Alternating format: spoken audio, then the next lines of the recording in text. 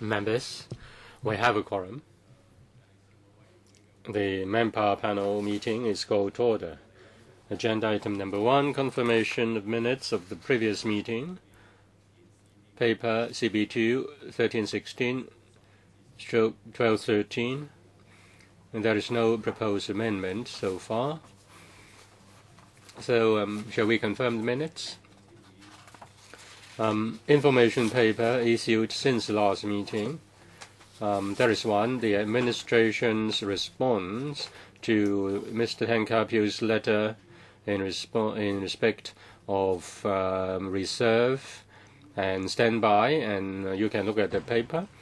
As for items for discussion at the next meeting, I've already told members that we'll only have our meeting on the 31st of July. On the 24th of July, we had the Standard Working Hour Committee meeting, and we don't want to discuss standard working hours before the meeting of that committee. Therefore, at 10:45 on the 31st, we'll have that meeting.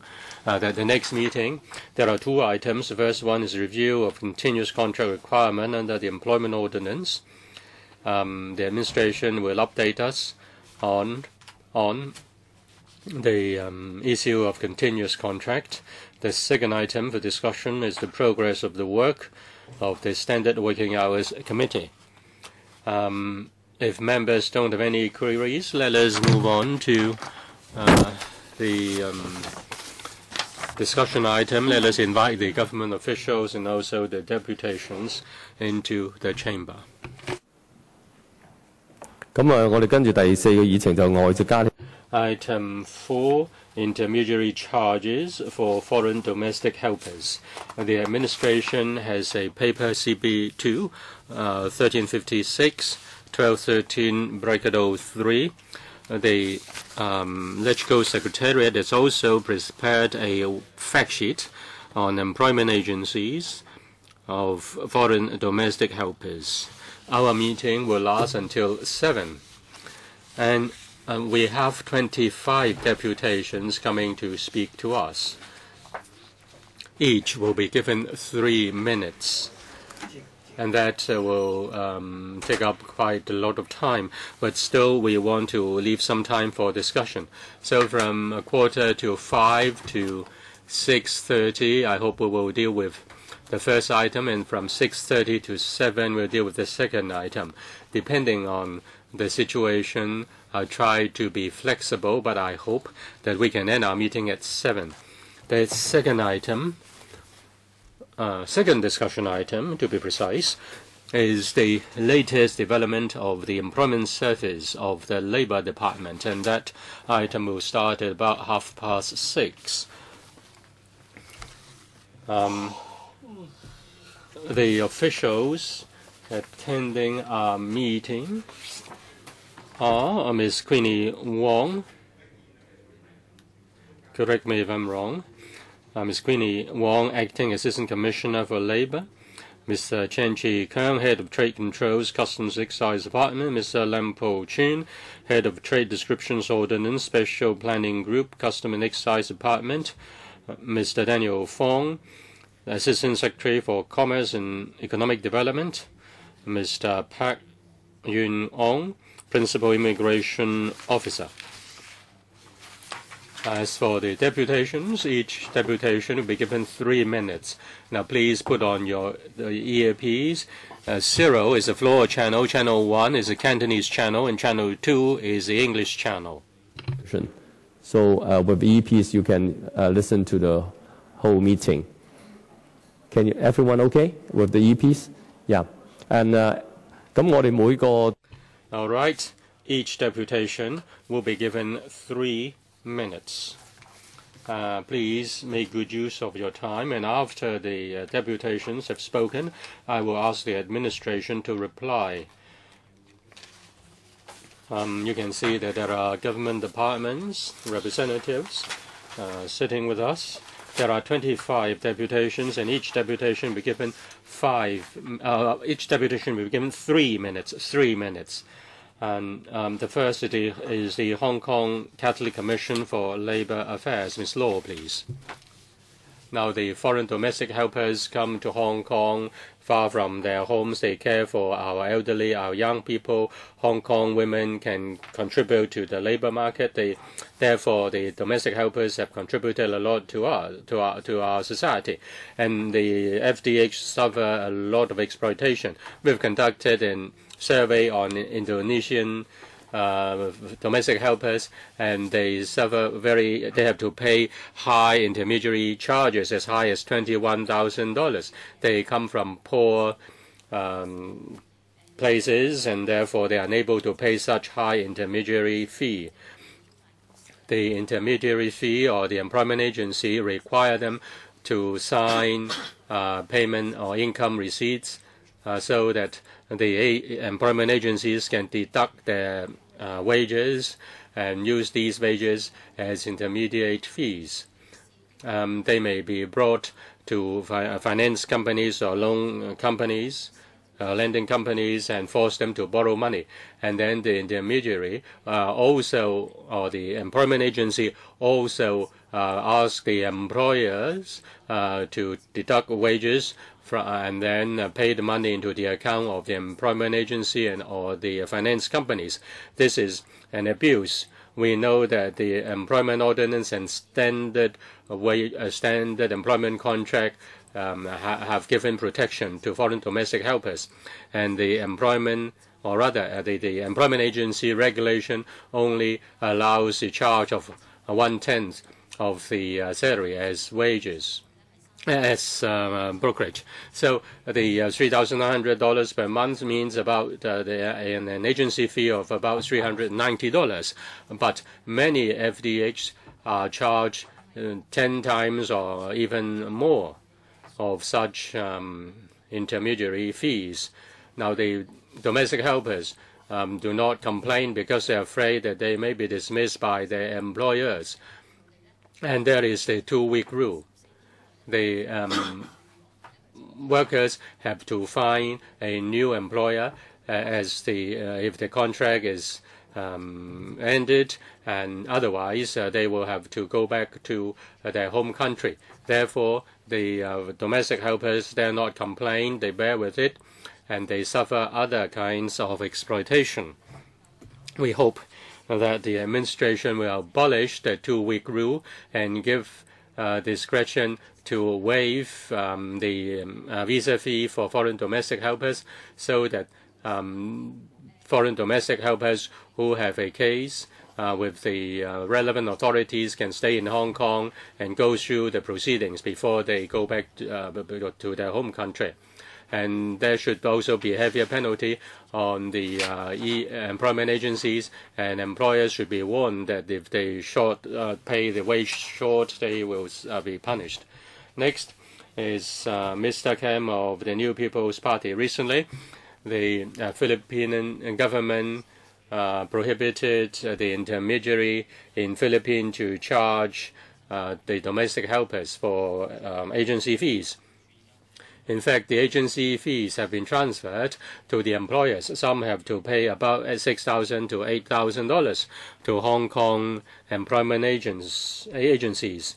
The policy is not targeted against Hong Kong. We cannot ask the Philippine government to allow the Filipino agency company to charge agency fee on the worker and not on the employer. Some also ask whether the domestic helpers can share part of the agency fee. But the law prohibits the charging of agency fee on workers, and that is a cap of just 10% of 10% of the first month's salary. I think there's a need to impose better regulation on Hong Kong employment agencies. Many employers have made the point that the workers come to Hong Kong may try to switch jobs. They may hop from jobs to jobs. So So they shouldn't just be allowed to leave Hong Kong to Macau for a short time and then come back and then get a new contract. And the third is also the suggestion that there should be a probation period. Say in Hong Kong, we have if you work for an employer, you have a probation period. I think there is a need to regulate the employment agencies. In Singapore, in Taiwan, there is a regulatory system. They look at the performance of the employment agencies. They see whether there is any delay or whether they have charged the fee and they have not come up. They are not able to provide any helper. As an agency, the agency has to know, has to get the connections and also the knowledge. Foreign domestic helpers come to Hong Kong and they allow the Hong Kong labor market to be flexible. They are contributing to our labor market. We need good employment agencies so that Hong Kong employers can get good foreign domestic helpers, and that will in turn help the development of Hong Kong. Thank you, Mr. Kam.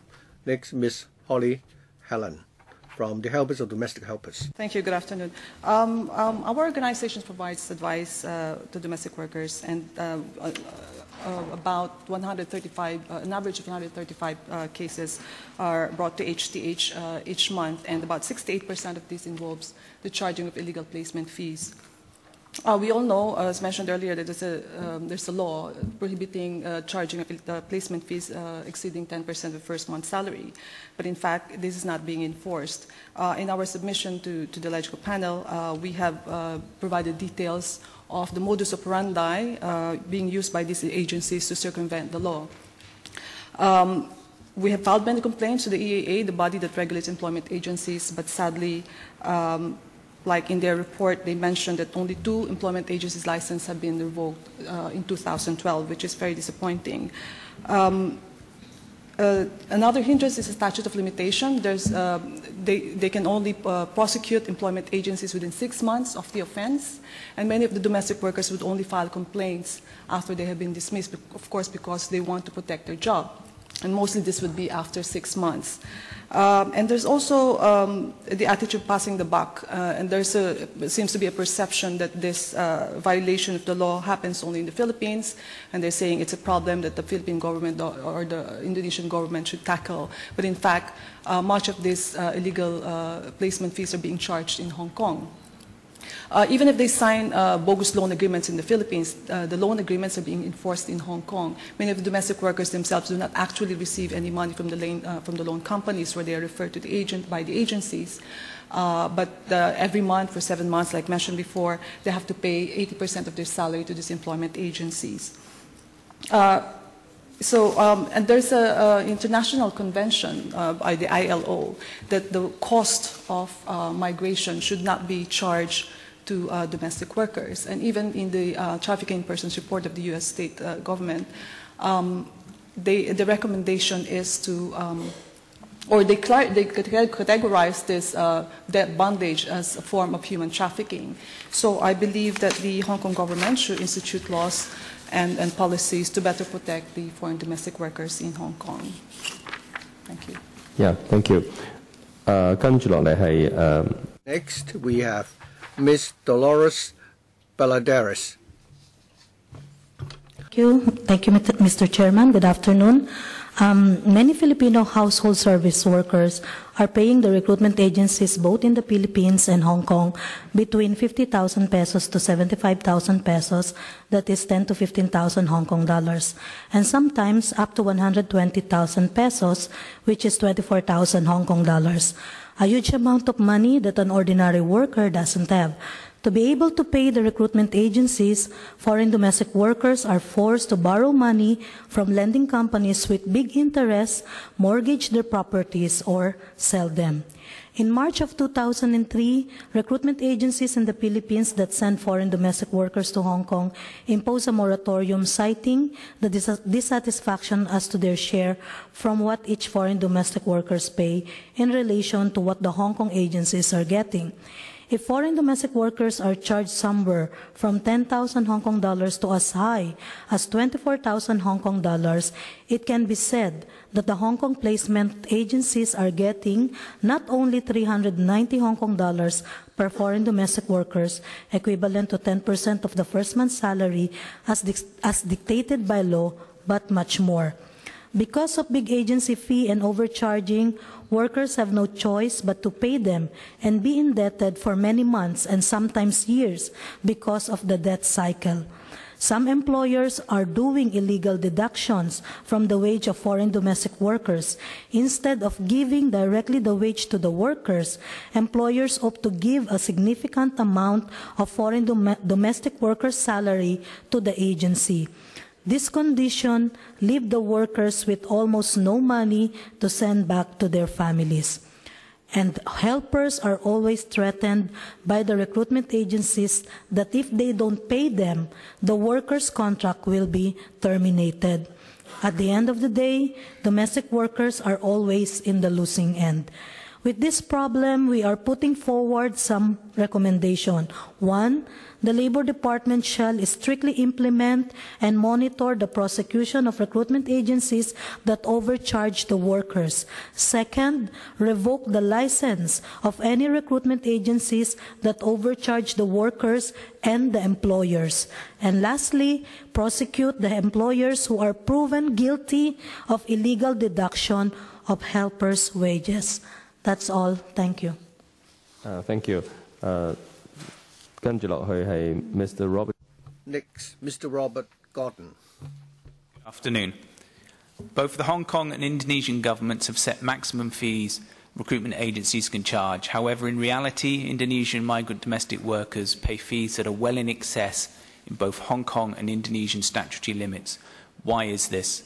Despite clear laws and regulations, the lack of coordination between the two governments, reluctance to address jurisdictional grey areas, and a perceived lack of will to proactively counter abuses have left the recruitment industry in both countries to construct an elaborate and sophisticated system to extract illegal, excessive fees from migrant domestic workers employed in Hong Kong.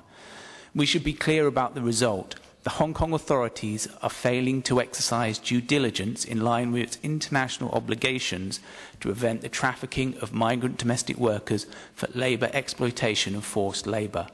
The drop from Tier 1 to Tier 2 in the US Trafficking in Persons report in 2009 should have been a wake-up call to the government of Hong Kong in regards to the problem. Amnesty International's research shows that the vast majority of interviewees were compelled to pay a monthly repayment of 3,000 Hong Kong dollars for the initial 7 months of their contract, which leaves them with very little to live on. The Indonesian Migrant Workers Union survey of 2012 showed 85% of respondents had to pay $21,000 over a 7-month period.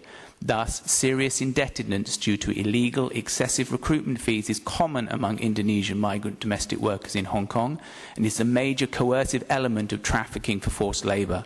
These debts often force workers to accept exploitation and abuse in the workplace. Fear of losing their job before they've been able to pay the debt means many often put up with underpayment, exploitative working conditions, physical and psychological abuse, inadequate food and accommodation. The common practice of premature termination within the 7-month period of repaying the loan by placement agencies appears to be solely to extract further fees from migrant domestic workers.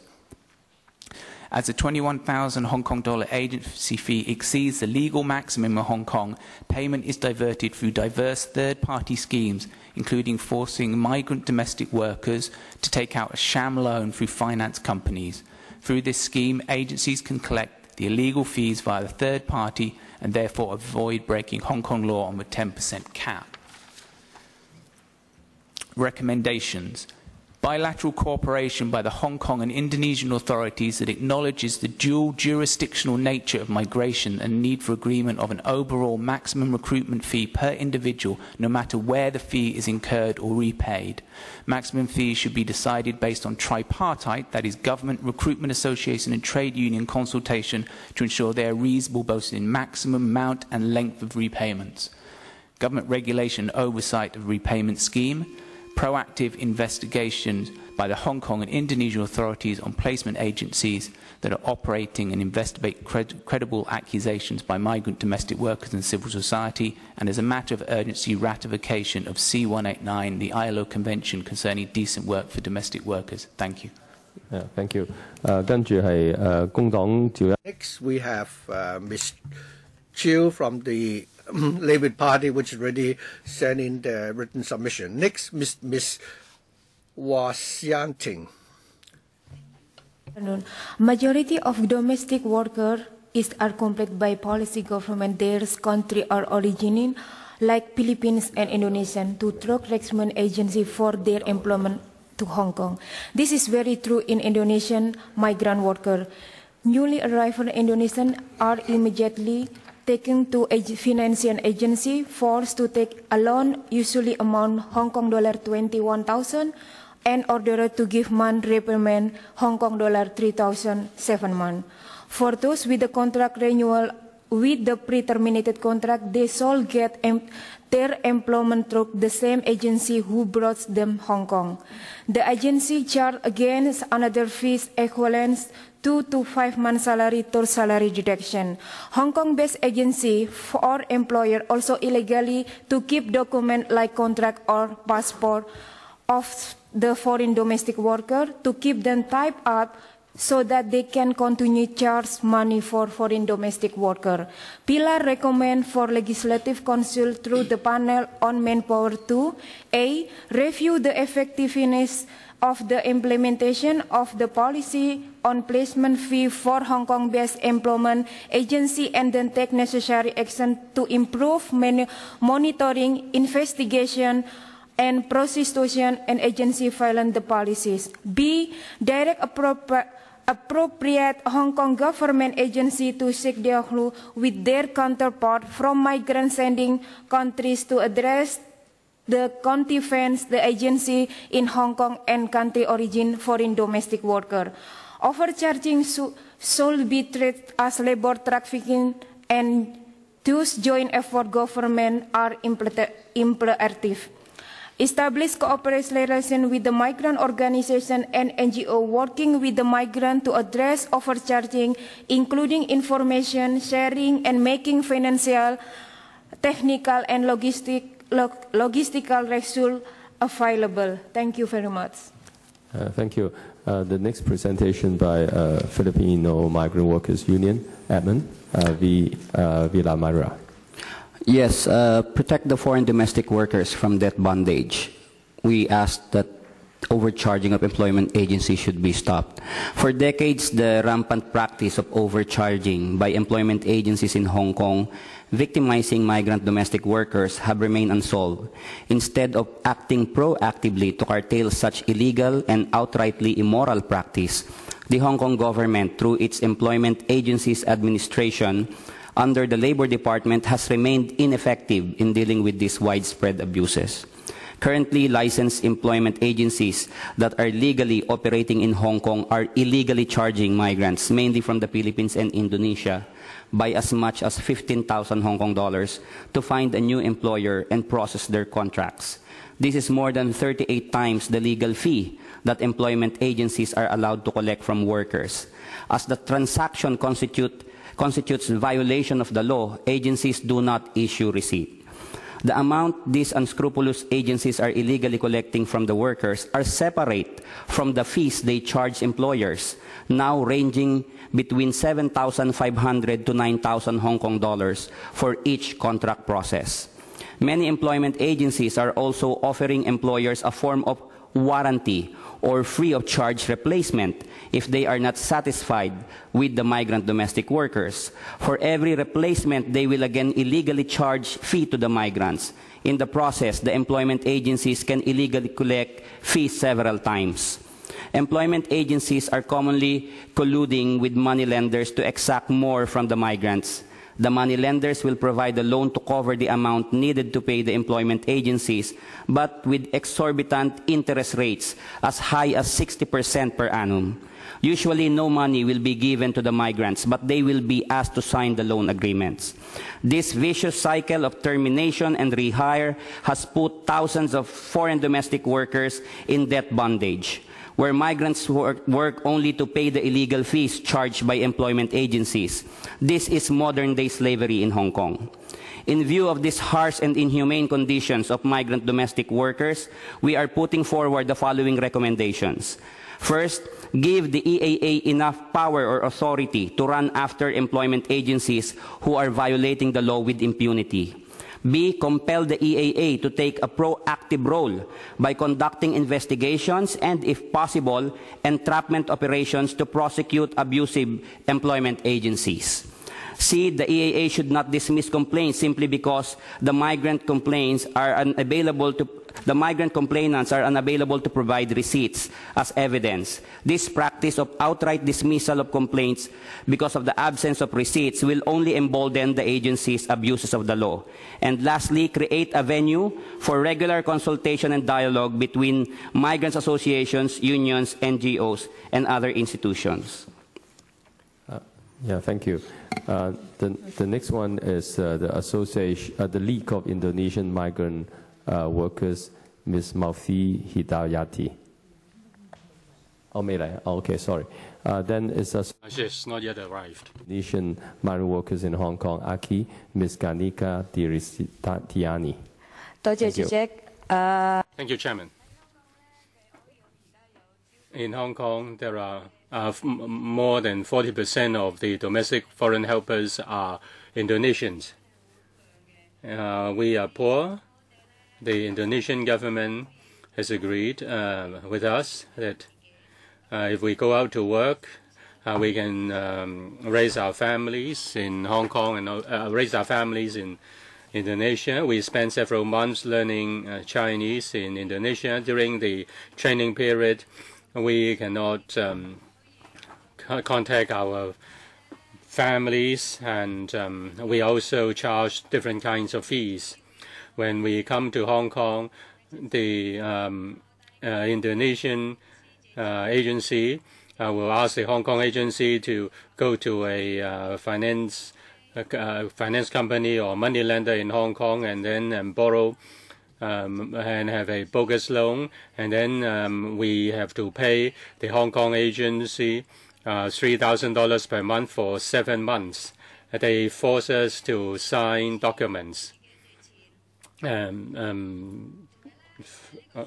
force us to sign loan documents. According to Hong Kong policy, the agency can only 10% of the monthly wage as an agency.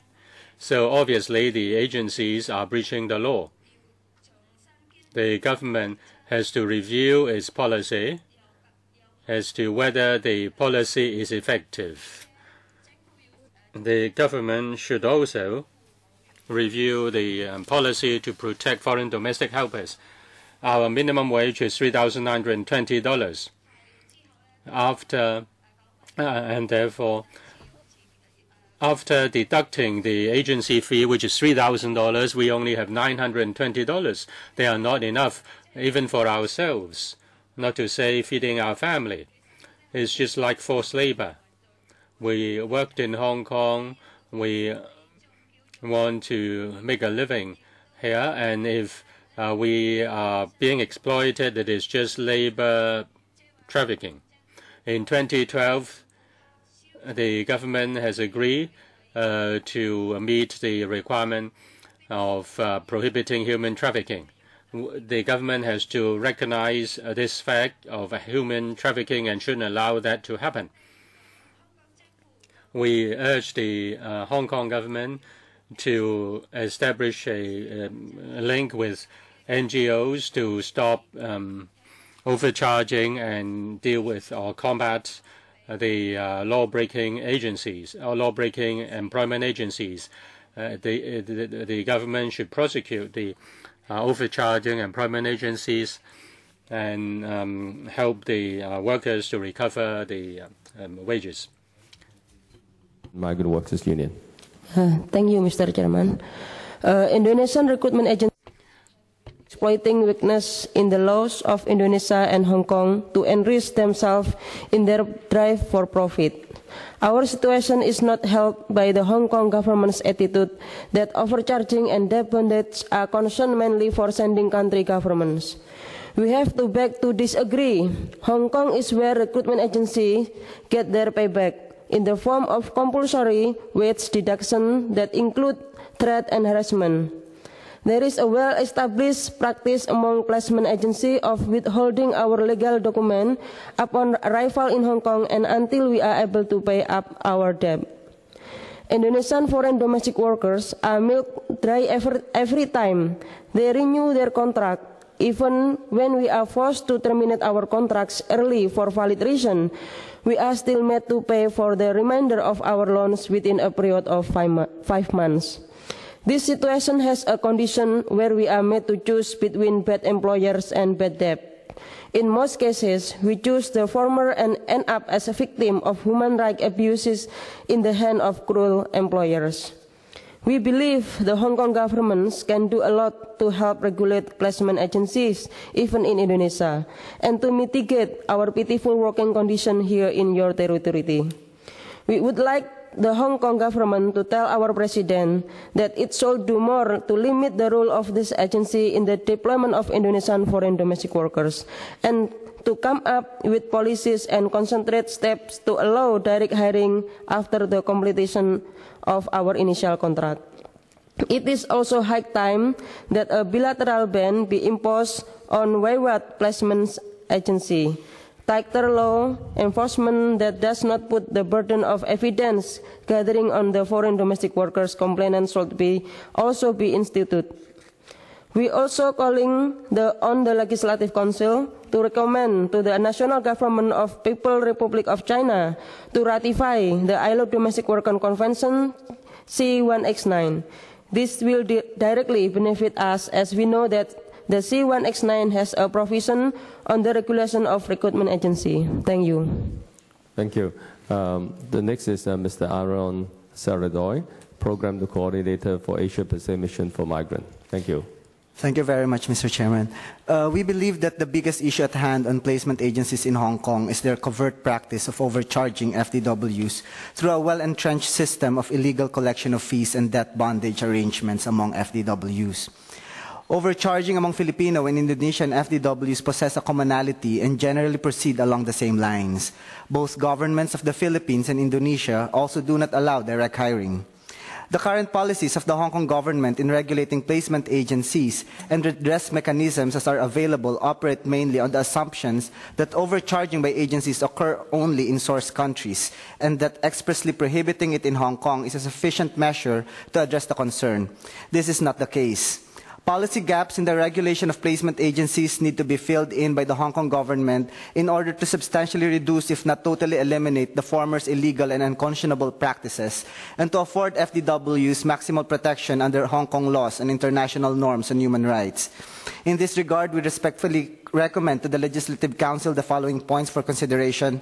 First, provide a mechanism for coordination between the Employment Agency's administration and Hong Kong's Labor Department and their counterparts in the countries of origin that should include a corresponding option to terminate the licenses of placement agencies in Hong Kong that are proven to be complicit in overcharging and debt bondage practices.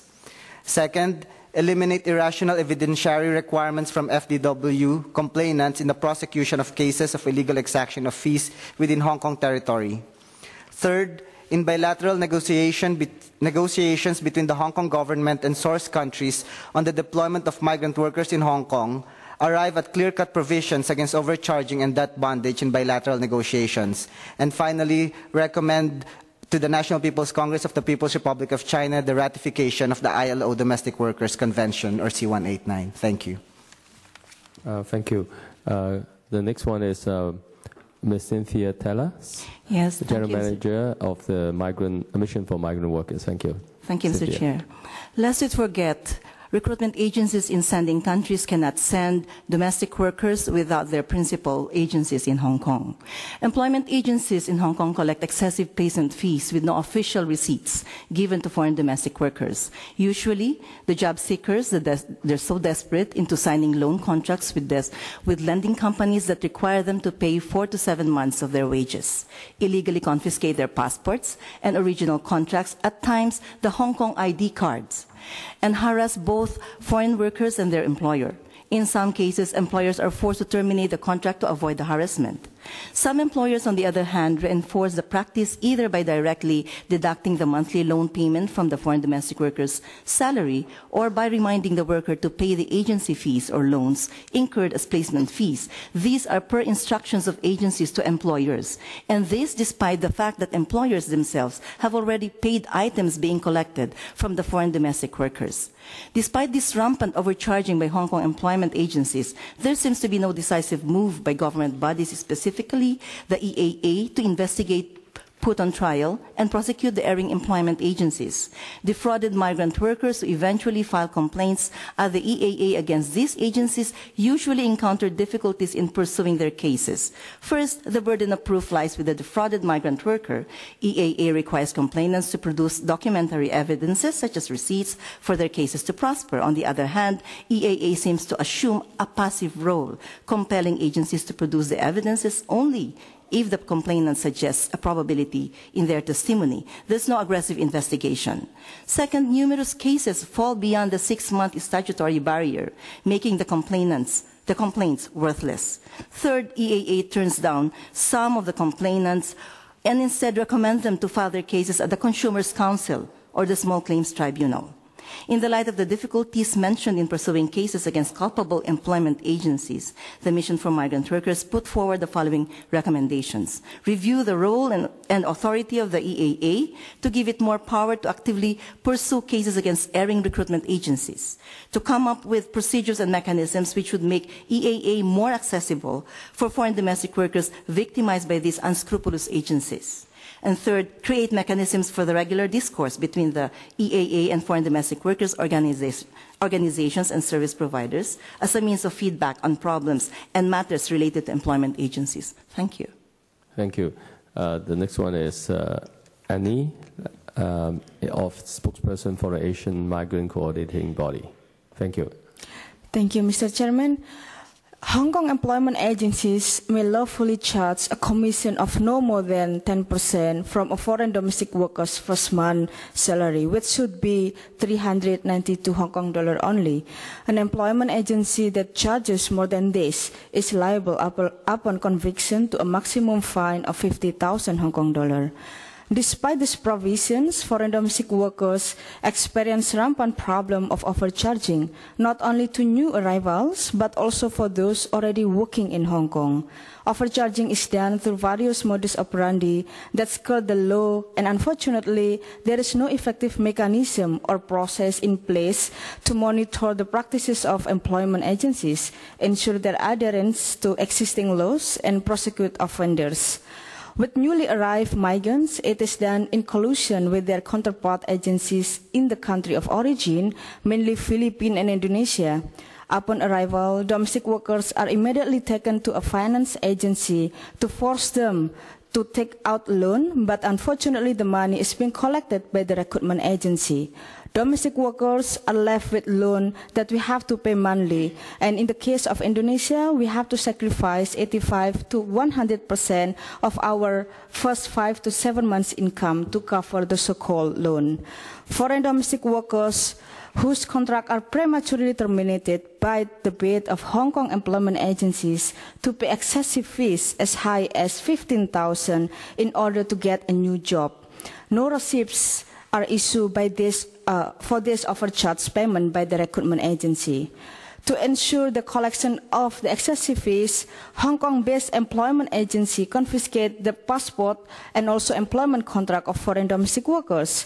Although the Hong Kong government acknowledged that overcharging is a problem among Hong Kong employment agency, unfortunately, little or no action has been done to solve this problem.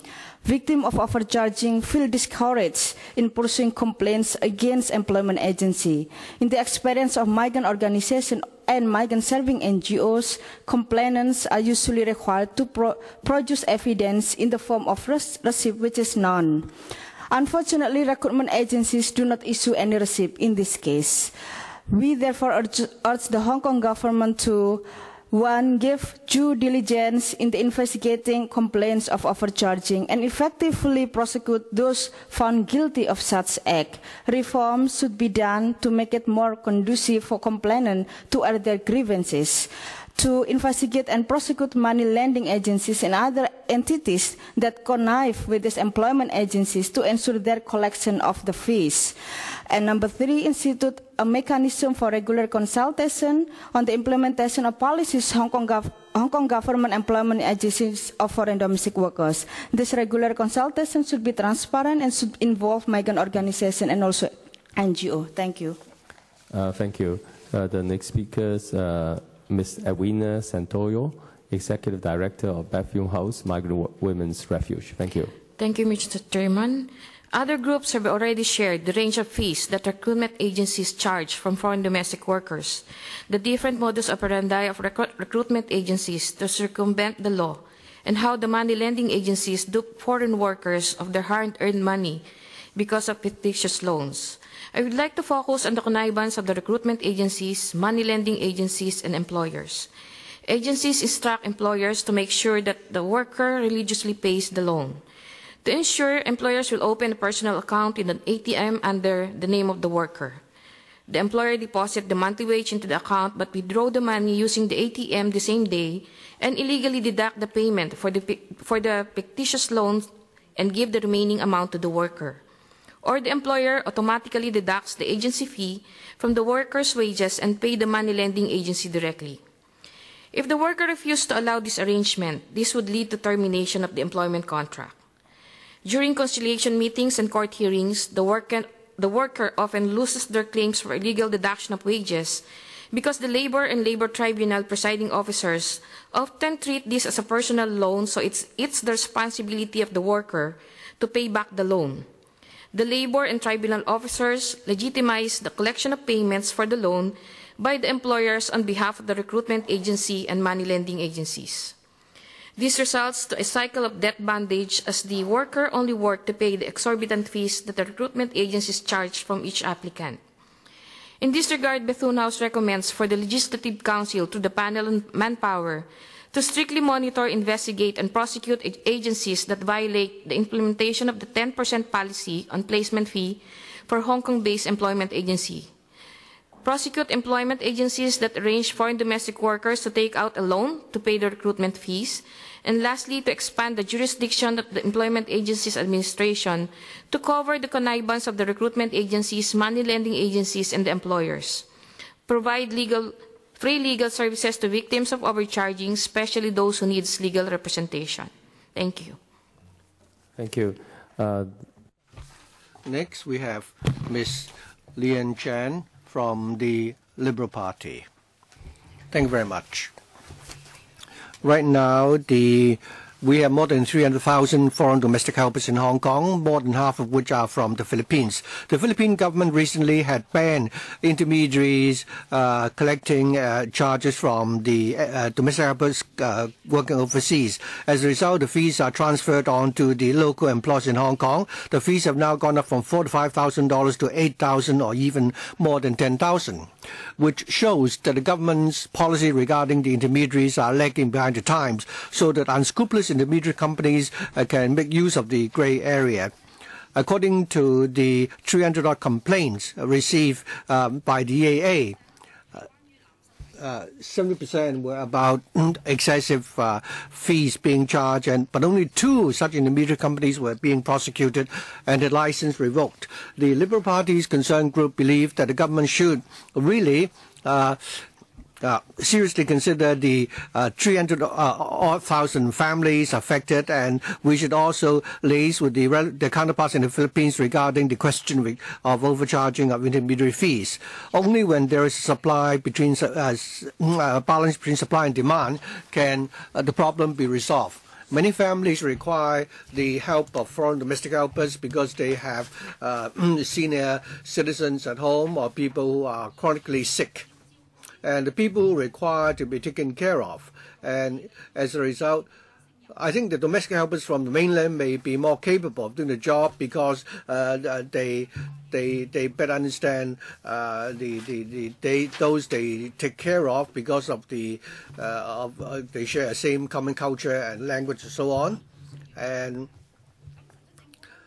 so I wonder whether the government could consider whether we can have a pilot scheme and then assess the result before we consider allowing domestic helpers from the mainland of China coming to Hong Kong to work. And also the government should also enforce the law vigilantly and tackle the intermediaries which charge excessive fees. In the long term, the government should conduct a comprehensive review regarding the policy of importing foreign domestic helpers so that Hong Kong employers will have a better say. Thank you, Mr. Chan. Next, Mr. Peter Shiu from the Liberal Party. Foreign domestic helpers began working in Hong Kong from the 1970s. At the time, the Hong Kong economy was taking off, and many families in Hong Kong found it very hard to find local domestic helpers. And over the last few decades, we've seen that the foreign domestic helpers have helped Hong Kong a lot because they have helped release the many women into the labor force. But in the last few years, we have seen foreign domestic helpers encountering problems such as some domestic helpers, deliberately, provoke the employers with the hope that they will be dismissed. And 2 years ago, the Filipino government already transferred the insurance charges to the Hong Kong employers. Now they're saying that they are going to enact legislation and say that the intermediary charges should be paid by the people of Hong Kong. The intermediary charges, I think, is necessary. Otherwise, how can the foreign domestic helpers have the channel to come to work in Hong Kong because they need to receive training? But such charges were split 50-50 between Hong Kong and the party in the Philippines, but now they are fully paid by Hong Kong employers. Fundamentally, this is a supply and demand situation. In the Middle East and Asia, the economies have taken off, and many foreign domestic helpers have worked in those countries. As a result, there are many Hong Kong families find it very difficult to hire foreign domestic helpers. Sometimes, in the course of a few months, they have to dismiss these helpers because these helpers will come deliberately, provoke the employers so that they hope that they will be dismissed. I think we should open the market. Since the 1970s, with the arrival of the foreign domestic helpers helping out, many women in Hong Kong are able to work. But many of the lower middle class families cannot hire foreign domestic helpers because the foreign domestic helpers can help look after the children and they can work for $10,000. But they say that they can't because they couldn't communicate with these foreign domestic helpers. So one solution perhaps is that we can import domestic helpers from the mainland so that we can release some of the women into the labor force. If we allow domestic helpers from the mainland to come to work in Hong Kong, there should be some restriction. We propose that only those over the age of 45 should be allowed to come and work, and that we should stipulate that they can only work for 6 years, at the end of which they have to go back to the mainland. Thank you. Next, Ms. Phosuk Gasik. Chairman. 我都 there are 2,000 odd Thai domestic helpers in Hong Kong. When we first came, we have to pay, an intermediary fee amounting to more than 10,000 Hong Kong dollars. When we came, we had to take up a loan. We also encountered difficulties like our peers from the Philippines and Indonesia. And when we come to work in Hong Kong, and if we are dismissed by an employer, the agency will charge us 5,000 to 8,000 Hong Kong dollars to find a new employer for us. And the Thai government, I think the local employer can directly hire helpers from Thailand, but that is only possible if the employer has relatives in Thailand.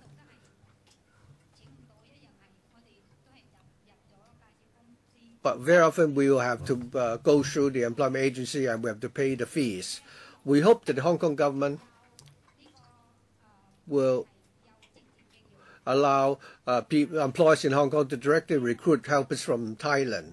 We hope that the Hong Kong government will regulate the intermediary companies, and we hope that the Chinese government, which is a signatory of the ILO convention, the C-189 convention, so that the interests of migrant workers could be protected. Next, we have Ms. Llewellyn Villanueva. She's not here. Okay. Next, we have Ms. Chani Thapa Maga. Thank you, Chairman. Before 2005, there were 2,000 Nepalese domestic helpers in Hong Kong. From April 2005, the 2,000 odd Nepalese domestic helpers, we came to work in Hong Kong, earn a salary to raise a family, but we all had to pay very expensive agency fees. When we had to change our employer again, we have to pay another agency fee before we were allowed to change our employer. And the agency would hold on to our passport, and they will only give it back to us after we paid full amount of the agency fees. So we're not allowed to hold on to our own documents. So I want the Hong Kong government to investigate into such irregularities and protect the domestic helpers and so that we don't have to pay exorbitant intermediary fees. I shan't repeat what has been covered already by the other deputations, but so I will not repeat points which have already been made earlier. There are very few unions of domestic helpers. Over the years, we've been asking the government why there's a ban, a visa ban. Thank you. Next, we have Ms. Lam Ying Hing from the Hong Kong Confederation of Trade Union. Thank you, Chairman. According to my recollection, it's been many years that LegCo had a discussion on the issue of foreign domestic helpers. We're very happy the members this time are concerned about this issue. This time we have found out that both employers and employees are unanimously asking the Hong Kong government to monitor these intermediaries. It's very rare that the employer and the employees share a common position. The intermediaries actually cause many problems. They overcharge the foreign domestic helpers. This is not fair to the employers either. But if we look at the information provided by the Labour Department and the information given to the panel, I have a few questions. to ask. According to surveys conducted by the unions of foreign domestic helpers, it is found that the overcharging of intermediary fees are very prevalent. The foreign domestic helpers will pay $10,000 to $20,000. Why is it that the prosecution figures is so low? In 2012, there are only 2 cases, and not both cases involve the charging of excessive intermediary fees. So I'd like to ask the Labor Department to explain more clearly that, because the problem is encountered by tens of thousands of foreign domestic helpers. Secondly, the employment agency we've been told will take complaints when there are excessive overcharging of intermediary fees. But if the foreign domestic helpers don't have any receipts, they wouldn't have any evidence to support the complaint. Secondly, if they've lodged a complaint, what will be the consequences? Would there be protection given to these foreign domestic helpers who complain? Because after they make a complaint, they may lose their job, and if the intermediary doesn't help them, or they will be put into a totally helpless situation. So I don't think it's as simple as requiring the foreign domestic helper to simply call up the agency and complain. And are there any mechanisms to help the foreign domestic helpers to recover the fees which have been overcharged, because it amounts to 5 to 7 months of the salaries? And finally, foreign domestic helpers are subject to inhumane treatment. For example, the passports are being held up. They are not. Their Hong Kong ID cards are also being held up, and as a result, they have to put up with all kinds of unfair treatment. The Labor Department said that they conduct many inspections. There are close to 1,000 inspections of these intermediaries. But what have been the outcome of such inspections? Why is it that the problem has not been uncovered? So I'd like the Labor Department to explain that. And also our union and the Asian Migrant Workers Union will continue to monitor the problem regarding the intermediaries, and we hope that the government will come up with measures to bring about concrete improvements. Next, we have Ms. Jung Choi from the support group from Hong Kong employers with foreign domestic helpers. Chairman, I'd like to make a submission on behalf of the Hong Kong employers. Recently, many foreign domestic helpers have complained about the poor quality of service provided by the intermediaries. If an employer hires someone who would steal things and who behave badly, it could have a detrimental effect on the employers' families. So we have a serious problem at the moment in Hong Kong. This is because we don't have a good system to govern the intermediaries. Operating in a free market, they will leverage on their advantage position to maximize the profit. And there's a lot of competition among the intermediaries, and the fees are not standardized.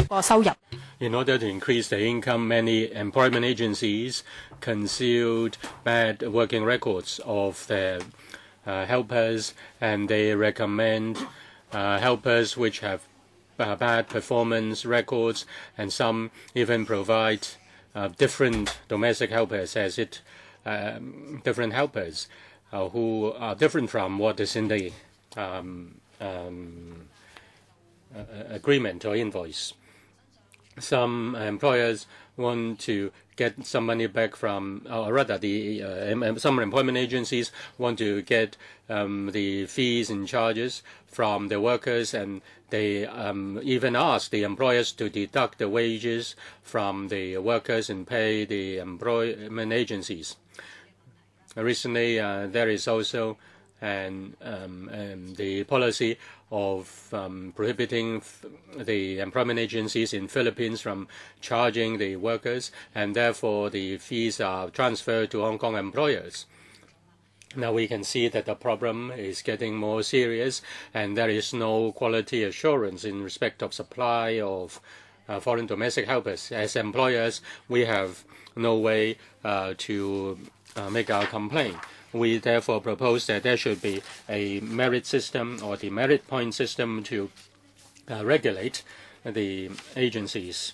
There must be clearly defined fees and charges, and there should be adequate protection all the fees and charges have to be specified, and the intermediaries should not be allowed to transfer the fees or on the to charge the fees onto the employer, which the employer should not be forced to bear the fees that should be paid by the foreign domestic helpers. And the LegCo should set up a specific subcommittee to follow the matter up.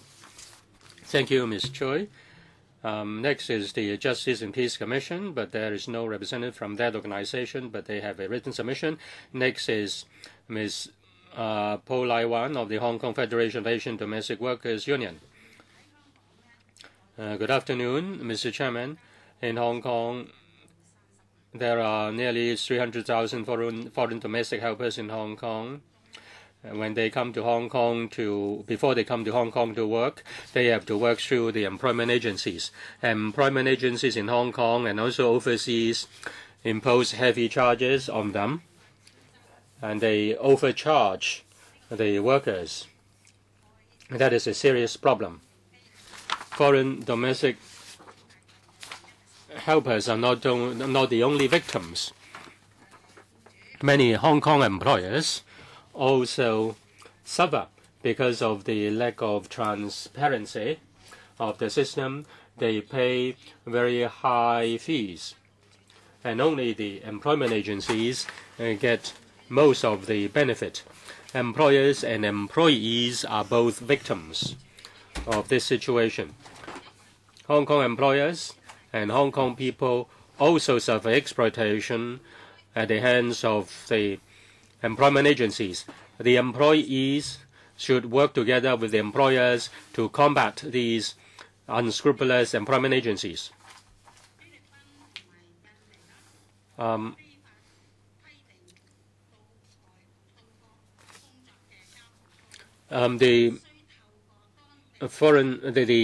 Philippine and Indonesian governments require all their workers to work through the employment agencies in order to go overseas to work. Therefore, employment agencies can make use of illegal means to force the domestic helpers to accept excessive agency fees. These agencies also work with money lenders and force the foreign domestic helpers to pay the agency fees via bogus loans. These foreign domestic helpers are forced to borrow large sums of money before they leave their home countries.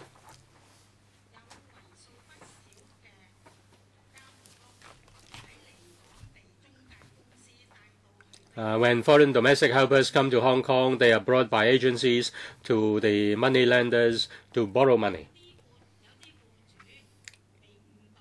Some of the employers have been misled. They think that the agency fees are for the benefit of the workers. That is not true. The foreign domestic helpers have to pay their agencies in their home country and also in Hong Kong. And the amount is equivalent to several months or even 10 months of their salaries. The employment agencies charge excessive fees on the workers. They also charge $3,000 to $10,000 of fees from the employers. Therefore, both the FDH and the employers are victims of at the hands of these employment agencies. These agencies also hold the passport of the workers. I think your time is up. We have your submission. We can. Okay. Thank you very much. Next. Mira Finti, Progressive Labor Union of Domestic Workers in Hong Kong. Thank you. Organizer and Education Officer. Yeah, good afternoon. I request the next speaker first to speak. Okay. Rex Verona. Oh, sure. Rex, Alliance of Progressive Labor, Rex Malo Varana, Senior Researcher. Thank you. Yeah, thank you, Mr. Chair. We have a joint submission, that's why I'm presenting first. Perhaps we would respectfully disagree with the points raised by the employers and the Liberal Party that the fees are being transferred to the domestic workers. And I'd like to start up our intervention by saying that there are very strong laws in Hong Kong and in the Philippines regulating the fees. And therefore, it is actually in adherence to these laws that the Philippine government is doing the regulation, as is Hong Kong. So Hong Kong is signatory to ILO C97, CEDAW, which both require that the fees will not be transferred to domestic workers. The Philippines is as well signatory to this, and it is also signatory to Convention 189 of the ILO. So therefore, the issue here is that the agencies are collecting illegal fees. And therefore, both the employers and the domestic workers are victimized. I'm speaking here on the research that we just completed in December last year. This is statistically rigorous research with a 3% margin of error. It found out that affirmed that the violation of the agency fee regulations is blatant, persistent, and widespread. Widespread, more than 90% of the domestic workers are victimized. Blatant because, as my other colleagues were saying, the average that we got was more than 8,000 collected in Hong Kong dollars, and more than 14,000 Hong Kong dollars collected in the Philippines. And therefore, it is both. It is not an issue only in the Philippines, it is also an issue in Hong Kong. There's dual collection, and the fees are being shifted around by the agencies between them, and between items. Sometimes they call them training fee or medical fee, etc. But can you find medical fees upwards of 10,000 Hong Kong dollars? So they shift the cost around. As my colleagues in Amnesty are saying, there has to be a review of the concept of the fees because the agency shuffle them around in order to evade the laws. Also, we found out that it's not only the fees that is problematic. There are other practices by the agencies that relate to the excessive fees. And these are denial of information, threatening the domestic workers not to join organizations, withholding their passports on average 3.5 months, and other violations of Hong Kong laws. And therefore, we have found out that this is 99% statistically correlated with how they overcharge the fees. And therefore, the Labor Department has to also stop these violations of the rights. The other issue that we found out is there's a small 10% of the agencies in Hong Kong control half of the whole process. And therefore, the recommendations that we are putting forward, bilateral agreement between the Philippines and Hong Kong on how to address these issues, strict enforcement, of course, of the laws, creating of mechanisms and channels that can be accessible to the domestic workers, where the unions have a very strong role so that they can represent the domestic workers even if they go back to the Philippines or wherever the country is. And finally, that the consultation mechanisms have to be in place and regular, and then that so far we have already discussed with Philippine authorities, and we hope that they will talk together about common regulations and bilateral agreements. Thank you. Thank you. Next one is Ms. Doris Lee, 家用同行，唔該。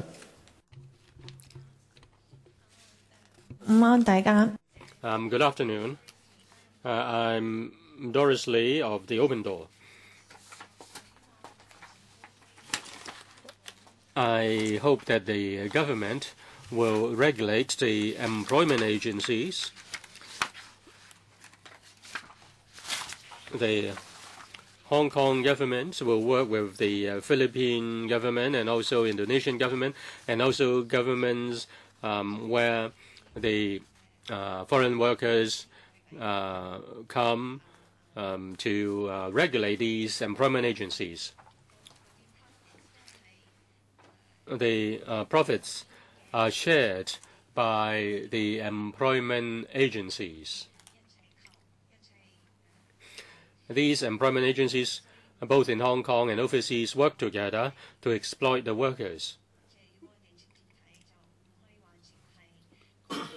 We cannot just blame the governments of the domestic workers.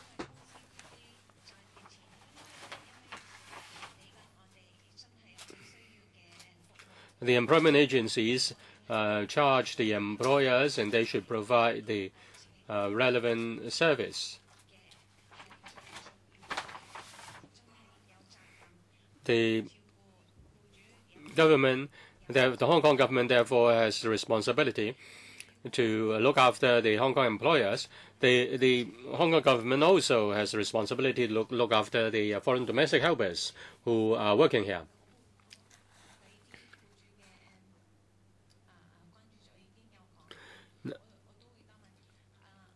Although this point has been made, I also want to reiterate this.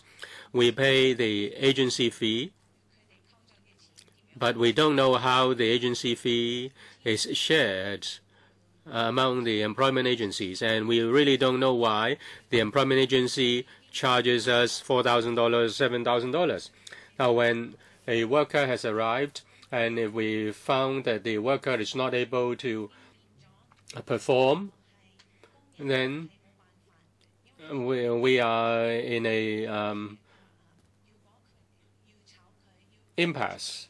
If we dismiss the worker, the employer will also suffer because there is no one to look after the family.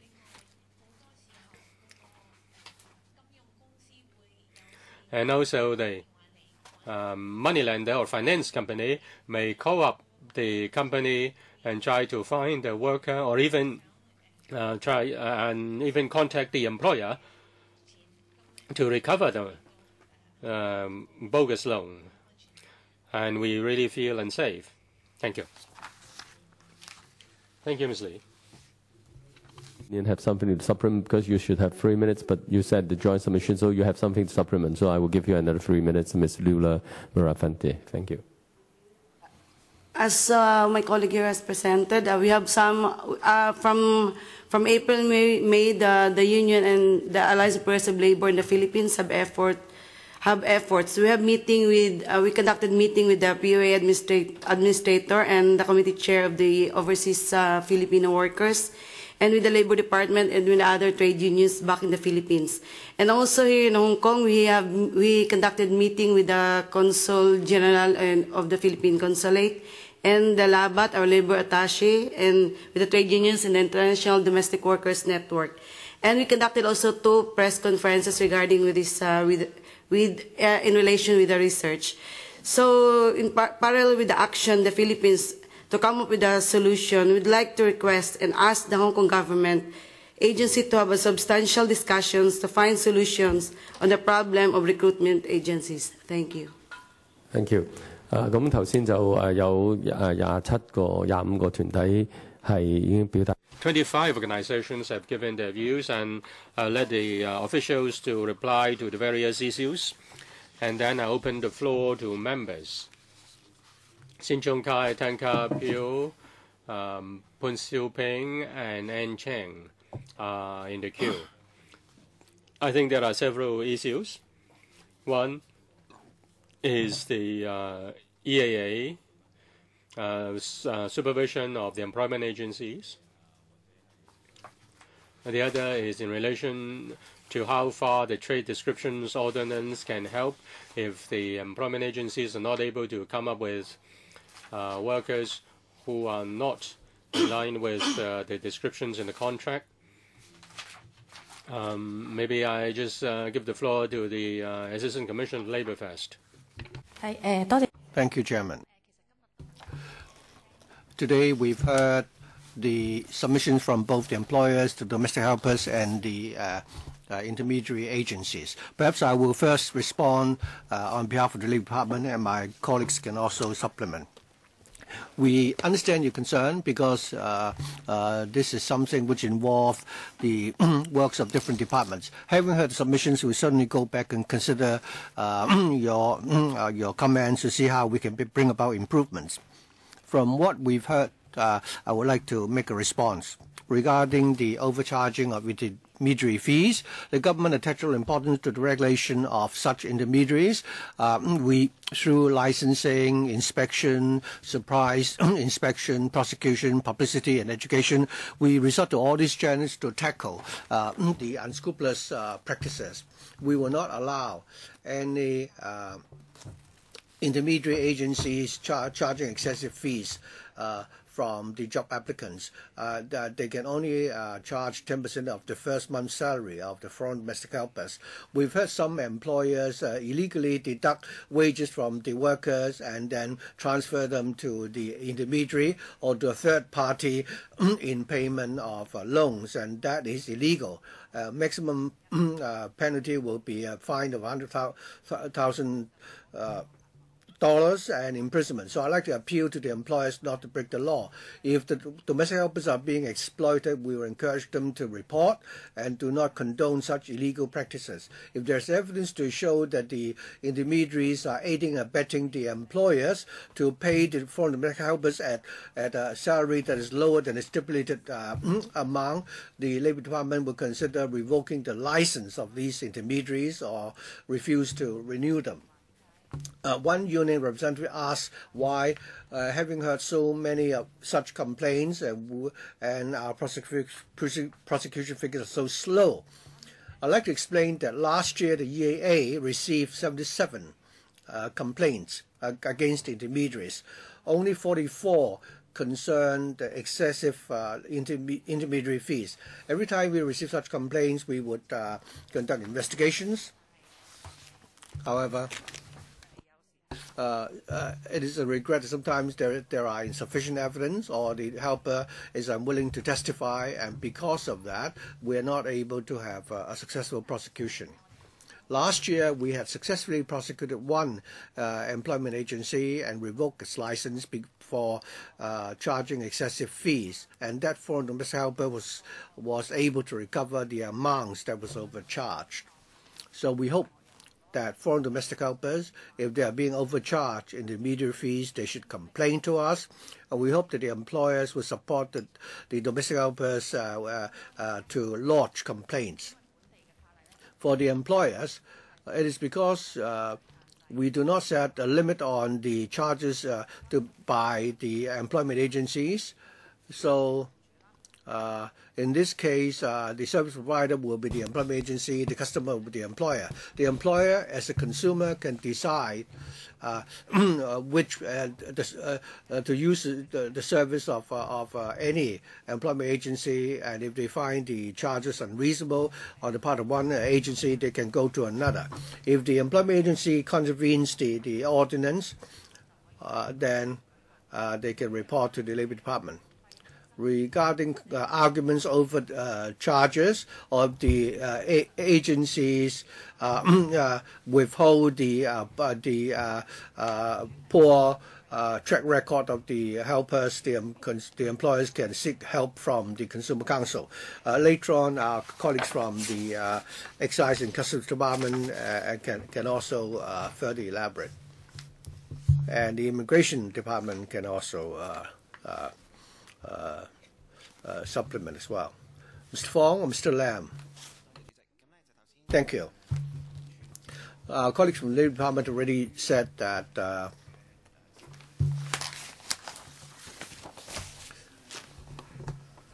if there are dissatisfaction with the service of the intermediaries, other than going to the AA to complain, employer can also seek help from the Consumer Council. Over the past period of time, the Consumer Council has received a steady number of requests for assistance, and they would try to conciliate and to help the employer and the intermediaries to resolve their disputes. On the 19th of July, the Trade Description Ordinance will come into effect. Under the new ordinance, the service provided by the supplier will be covered. And there are several new criminal offences. For example, making a false statement regarding service, making misleading statement, or receiving payment improperly would be criminal offences.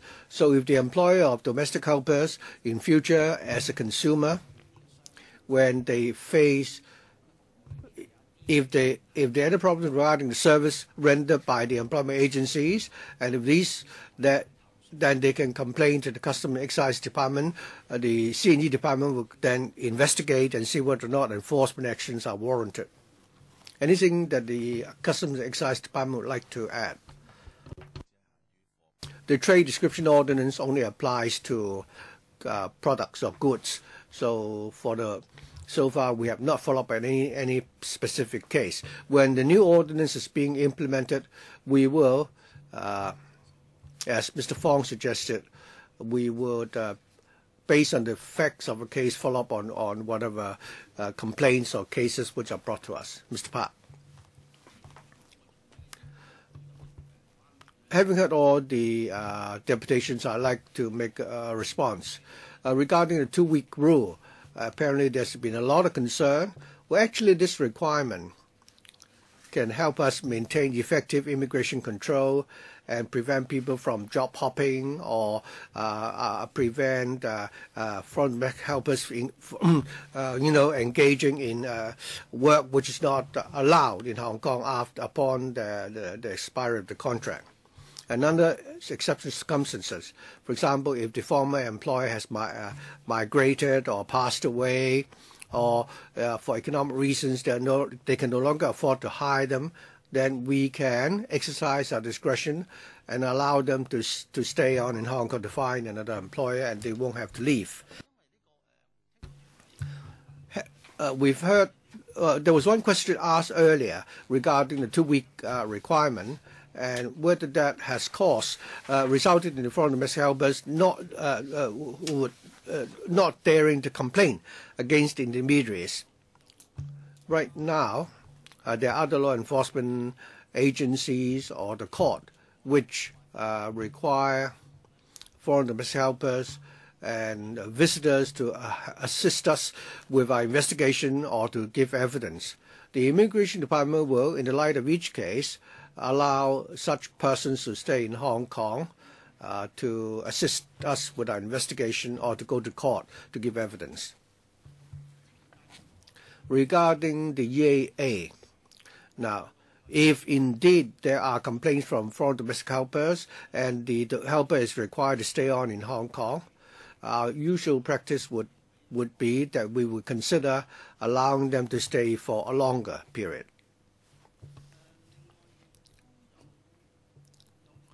Well, another deputation pointed out or asked whether we can allow domestic helpers from more countries to work in Hong Kong. Right now, our policy regarding foreign domestic helpers already apply to many countries. But based on immigration control and security considerations, such policies may not be suitable for countries like Afghanistan, Cambodia, Cuba, Vietnam, and Nepal. The Immigration Department will will review our policy in the light of circumstances. Well, you may still think that there have been some of the questions not been answered, but I'll now first of all allow members to speak and ask questions, and I hope we'll be able to wrap up this item by 6:30. If you still have further questions, I'll see whether we have time for you to raise them. I'll try my best. But probably members will be asking questions that you would like to put. We'll start with Mr. Sin. First of all, I'd like to thank all the individuals and deputations for coming here to help us better understand the problems faced by foreign domestic helpers. You've given us oral submissions, and we would also welcome further written submissions from you. We've heard the deputations and the government's response. Having received all the submissions from the different deputations, and I hope the administration will consider them and give us an overall response. I'd also like to urge the administration, whether it's the Bureau or the Labor Department or the Immigration Department, to look into this in detail with the relevant consulate office general officers. I think we should have a systematic way to monitor these intermediaries starting with a registration regime, followed by a licensing system, and so on. I believe the government should work along that direction. I've also observed that the government's response seems to be that the government had not been attaching too much importance to this problem in the past. And I have one problem. I think we should, as a matter of policy, I'd like to ask whether the government can respond to this question. I understand that basically we have many foreign domestic helpers coming from the Philippines and Indonesia and a small number from Thailand. For a long time, we do not import domestic helpers from the mainland. I believe you've answered the same question previously. But the question is, there should be a demand for domestic helpers from the mainland. So I'd like to ask the government why you have not considered allowing such domestic helpers coming from China. When was this policy formulated, and when are you going to review that policy of allowing domestic helpers coming from the mainland to work in Hong Kong? Obviously, they should be regulated or subject to the same system of regulation as those from other countries. I think there have been a long-standing discussion regarding domestic helpers from China. I think we will have to. This is a very complex issue. So the Bureau is not here today. So could you later on give us a written response? Well, at least you can answer some of our questions. Initially, we started with domestic helpers from the Philippines. So has it always been the government's policy that you will never relax make a relaxation by allowing domestic helpers from China? What is the policy? Well, I've already given the reasons, for example, security reasons or reasons of immigration control. Other than that, the people from majority of countries can come to Hong Kong and work as domestic helpers. So to put it simply, you don't have a white list, you only have a black list. For some jurisdictions, you don't allow the people to come and work as domestic helpers in Hong Kong, including Nepal. So long if the country is not on the blacklist, then we can apply for workers from those countries to come to Hong Kong. And as far as China is concerned, it fall under the list of countries which are not allowed to export workers to Hong Kong. Well, I think this is a subject that deserves to be explored. I believe that if we allow domestic helpers to come from China, this may give rise to new problems. But at least we should have a policy discussion. Today we have representatives from different departments. Mr. Fong, are you from the Security Bureau? Well, this is this policy comes under the portfolio of the Security Bureau. Perhaps we can ask the Security Bureau to give us a paper to explain its position, and so that we can discuss it in due course. But the Security Bureau is not present here today, so perhaps we can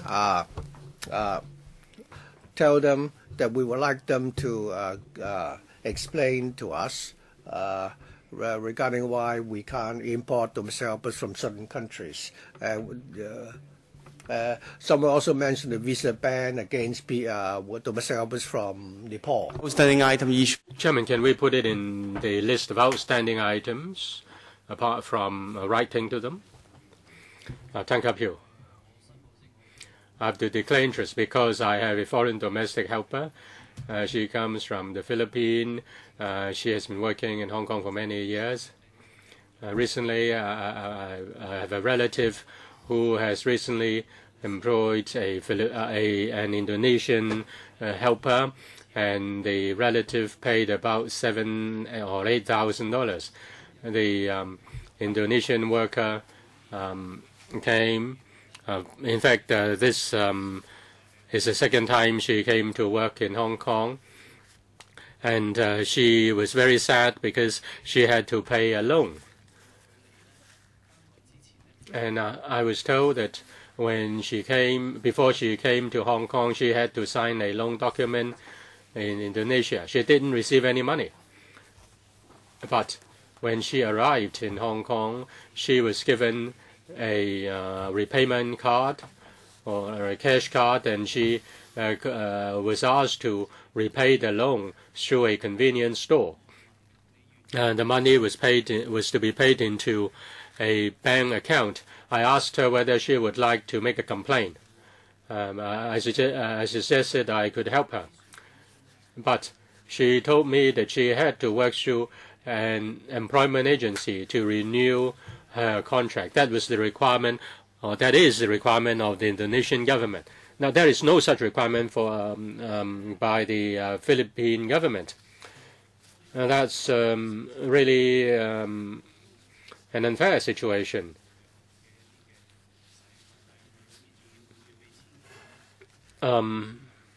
They have to pay the helper has to pay the agency several $1,000s a month.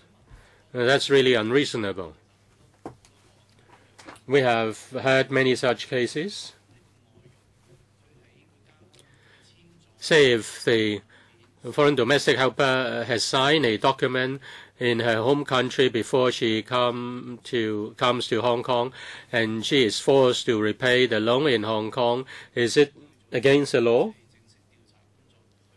Will you conduct an investigation and then prosecute the agency or the parties concerned? I think Tang Ka-piu's example is common among the 100,000 odd workers in Hong Kong. Why can't the Labour Department do something about it? Thank you, Chairman. On our side, we don't require foreign domestic helpers to be employed through employment agencies. The requirement of employing the workers through agencies is the requirement of the home countries. In Philippines, the government doesn't require that. They only impose such a requirement on workers who come to Hong Kong for the first time, or who go out to work for the first time. And in Indonesia, the government requires the workers to go overseas to work through the employment agencies. And so, but we don't have any overseas jurisdiction to deal with that. You know that this is unfair, unreasonable. Is it unlawful? Is there any law to deal with that? Say if somebody doesn't want to borrow a loan, but she is required to sign a loan document, and she, although the document was signed overseas, she has to repay this loan in Hong Kong. Can you therefore intervene and enforce the law? These agencies, there are local agencies, and they are repaying the money to the local agencies.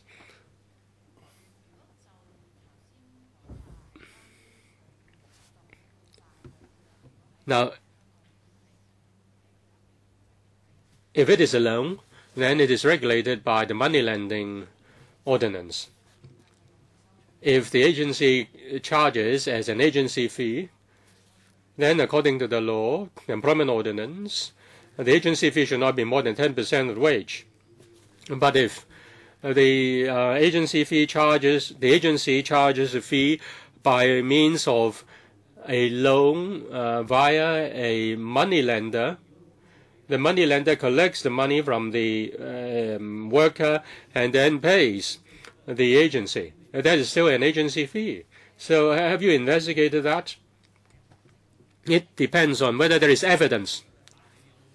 Have you done any investigation? Have you tried to find out any evidence? There are many victims. This is a fact. I think the Labour Department and the police have to work together to see if there is any evidence. As for the question asked by Mr. Tang with regard to working with the consulates, we do contact the consulates from time to time, and discuss relevant issues. Poon Siu-ping.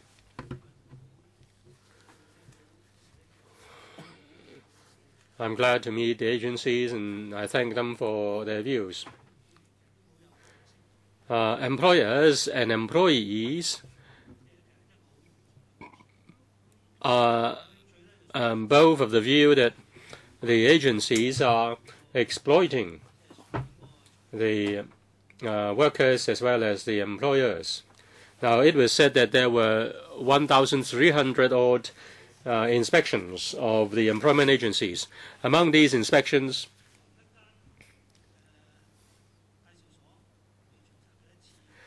how many inspections are made on the same agency repeatedly? It was said that there were 77 complaints and 40-odd were about employment agency. 44 complaints were related to agency fees. Were they related to just one agency, or were they related to how many agencies? Now, they said that the government will the government has tried to find a suitable balance between employers and employees, and it will continue to listen to the views of different parties and will adopt a multi-pronged approach, including strict law enforcement and taking proactive measures. I just want to know what measures are there. Now, you say there are inspections, but will you conduct a comprehensive review on your foreign domestic helper policy? The number of foreign domestic helpers has increased from 100,000 to over 300,000. Will you put a cap on that? There is a need to protect the job opportunities of local domestic helpers. Will you consider, say, introducing a licensing system on employment agencies? Labour Department. Whether the 1,000-odd inspections were made on the same agency, or what was the distribution of the employment of the inspections among the agencies. We do conduct inspections, and we don't just focus on one or two or a few agencies. But if we have received complaints of malpractice of a certain employment agency, then of course we will conduct inspections and examinations. And in that case, the inspection will be more frequent on that particular agency to see if we have evidence to prosecute that particular agency. Of the 77 complaints, 44 were related to fees, and only one prosecution. Were the 44 inspections related to this single agency? I don't have the figure in hand, but can you provide us information afterwards? Yes, indeed. Yes, I can. Immigration Department. Are you going to answer Mr. Poon's question? You asked whether there will be a quota. No, there is no quota on domestic helpers. And will that affect the job opportunities of local domestic helpers? Well, let me explain our policy first. Our policy is that when there is a shortage, when we are sure that there is shortage in local labor supply, then we allow the import of foreign domestic helpers. In fact, the importation of foreign domestic helpers is to deal with the lack of supply of local live-in domestic helpers. Now, we have to ascertain the fact that the domestic helper will be living in the home of the employer. So the job opportunities for local domestic helpers will not be affected. But there are foreign domestic helpers who are living away from the home of local employers. This is tantamount to employing, this is just equivalent to employing a local worker as far as the employment condition is concerned. Now, if you are to employ a foreign domestic helper, according to the contract, the domestic helper will live in the home of the employer. And that is also the undertaking that the employer will provide a place with suitable and reasonable privacy. The foreign domestic helper has to give the undertaking that she has to live in that home. In fact, the case that was reported in the news yesterday was in fact in breach of the law. If we have the information, we'll put it on record. And their conduct is problematic, and it will be put on record. And if this same employer is going to get another domestic helper, that will be for our of good reference for us. Ms. Ann Chang. Well, I think I'm lucky. I get a domestic helper from the Philippines, and she has been working with my family for over 30 years. She may be the or one of the oldest foreign domestic helpers in Hong Kong. They are in fact heroes. They earn a lot of foreign exchanges from their countries, and I'm thankful to them. They have helped me to look after my family.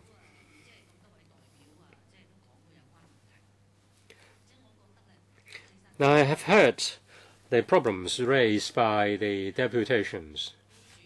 You can see that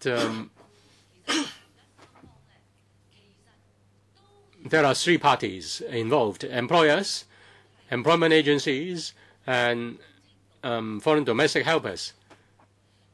To a certain extent, everybody is a victim.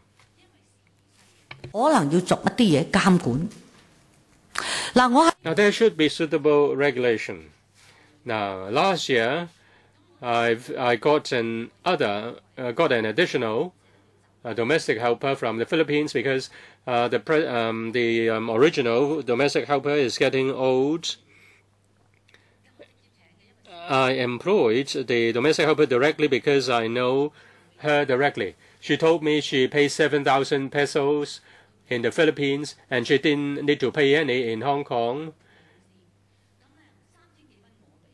In Hong Kong, I paid about $3,000 to the employment, $3,000 odd to the employment agency, and that $3,000 and those $3,000 odd included an air ticket. So the local employment agency didn't make a lot of money. Now, in Philippines, they say that employment agencies are not allowed to charge any agency fee on the workers who go out to work in Hong Kong. So the Hong Kong employers will be charged. So, an employment agency in Hong Kong will have to charge the Hong Kong employer to the extent to the amount that is equivalent to that should have been charged by the Philippine agency, who has the least negotiating power. They are those working in the farms, in the villages, in the Philippines or in Indonesia. They are asked to pay 10 to 20,000 Hong Kong dollars even before they pay the salary in Hong Kong. The whole 6 month salaries are paid to the intermediary. And our government cannot say that we don't intervene with these sort of trading activities. We're not talking about traffic of human cargo. Trading only involves commodities. So I think the government should come up with some guidelines for supervision. because the intermediaries, I don't think we can blame the Hong Kong intermediaries, because a lot of the money is actually paid to their counterpart in the Philippines. And the intermediaries in the Philippines may not make a lot of profit because they have to train the helpers, train them with the language and the cooking skills. I think you have to pay a training fee, right? So I think, Chairman, I think government should really play a regulatory role here. The Immigration Department should regulate one thing, which is this. Very often we receive complaints from employers about the behavior of some foreign domestic helpers. It is getting more and more prevalent. For the first 6 months of this year, the government received 120 complaints about employees or workers upon coming to Hong Kong.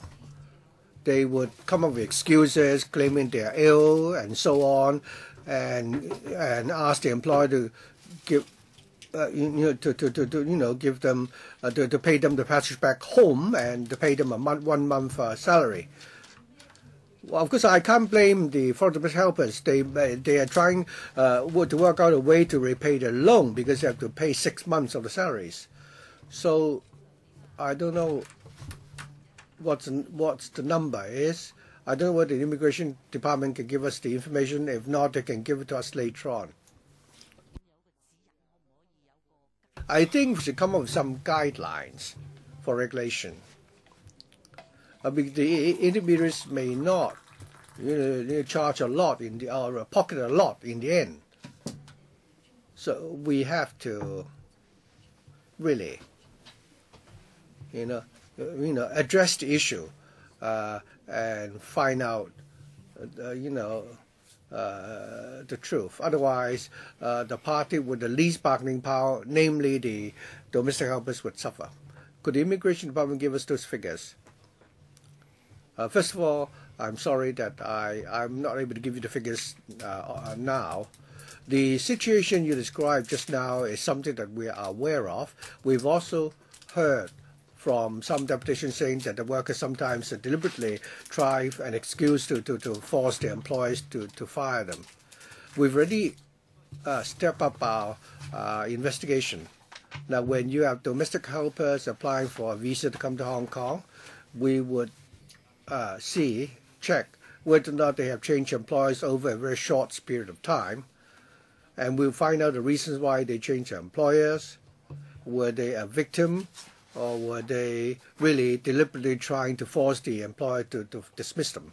Over the past year, we have turned down many applications for visas to come to Hong Kong. We hope that we can really, put an end to this problem. Mr. James Teen. Over the years, the Filipino domestic helpers, I've heard, have to, borrow a lot of money, close to $20,000, before they can, come to Hong Kong. And I think this is really, unacceptable. They are in such debt. Basically, it's the intermediary companies, and I think even the Filipino government is involved. I don't know which person, but anyway, everybody is working together to exploit the foreign domestic helpers. Now, the Filipino government saying that the domestic helpers don't have to pay such fees in the Philippines. I think this is right, in the sense that it is protecting the interests of the workers. But at the same time, how can we protect the interests of the employers in Hong Kong? The employers now have to pay an extra, intermediary fee, and that adds to the cost. But then this applies to all employees in all countries.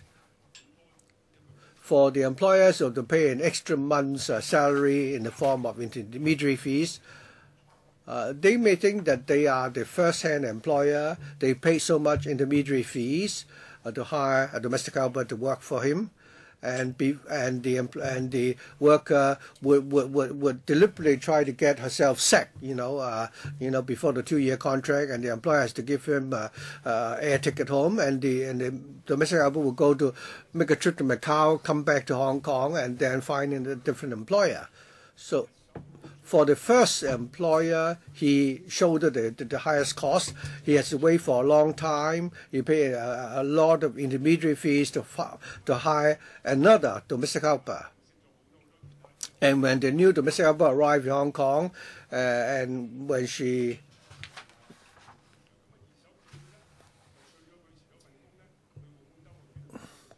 the new worker may still, play the same trick and then try to find a different employer. And this is very unfair to the first employer. I think the immigration department should require the domestic helper to go back to their own home country to apply for a visa if they want to work again in Hong Kong, since she's been given the air ticket already to go home. This would add to the cost of job hopping. It would also add to the cost of the second employer trying to steal the worker from the original employer. So the more assurance can be given to the original employer. Why can't the immigration department do this? That is, you shouldn't allow them to go to Macau and come back and find another employer. I also like to add that I've heard from some intermediaries saying that they want the government to open the market to Vietnam and Nepal, because many of the people from those countries know Chinese and English. Many Filipinos would like to go work in Canada instead of Hong Kong.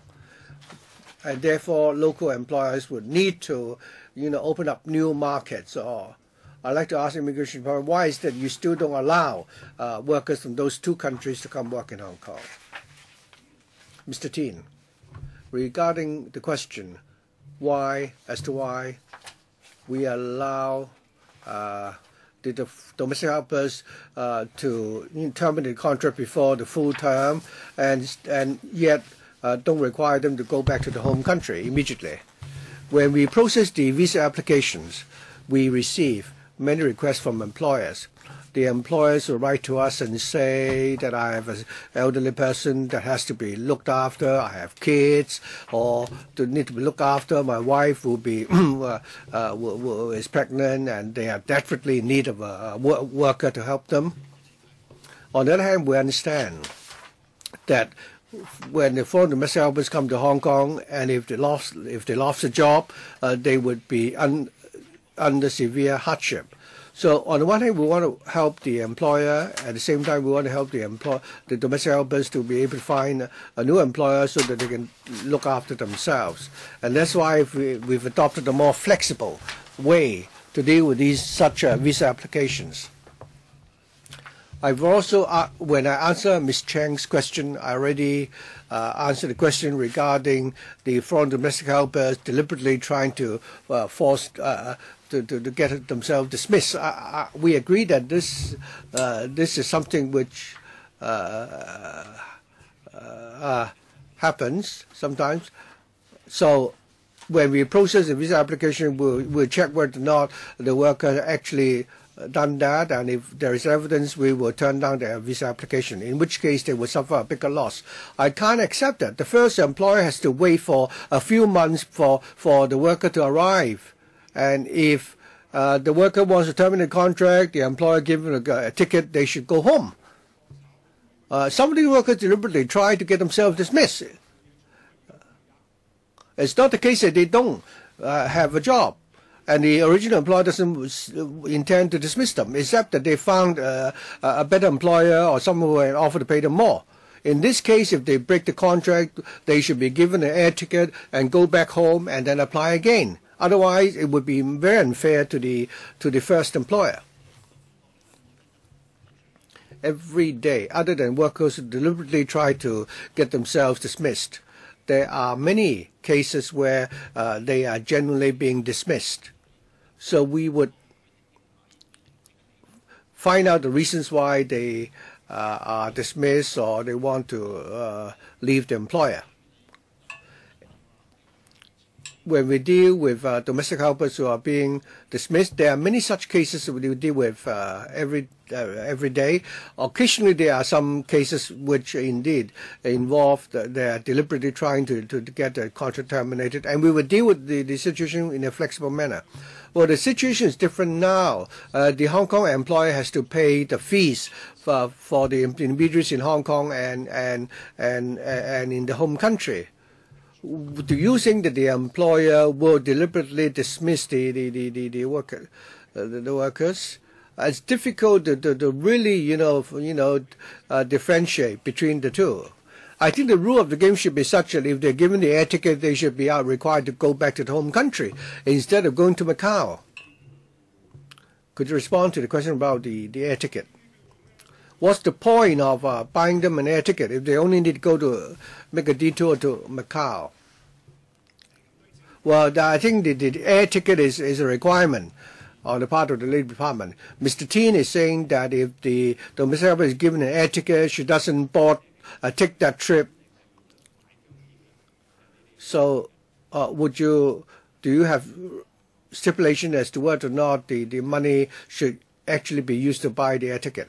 According to the standard employment contract, it is stipulated that the employer has to pay for the passage of the foreign domestic helper home.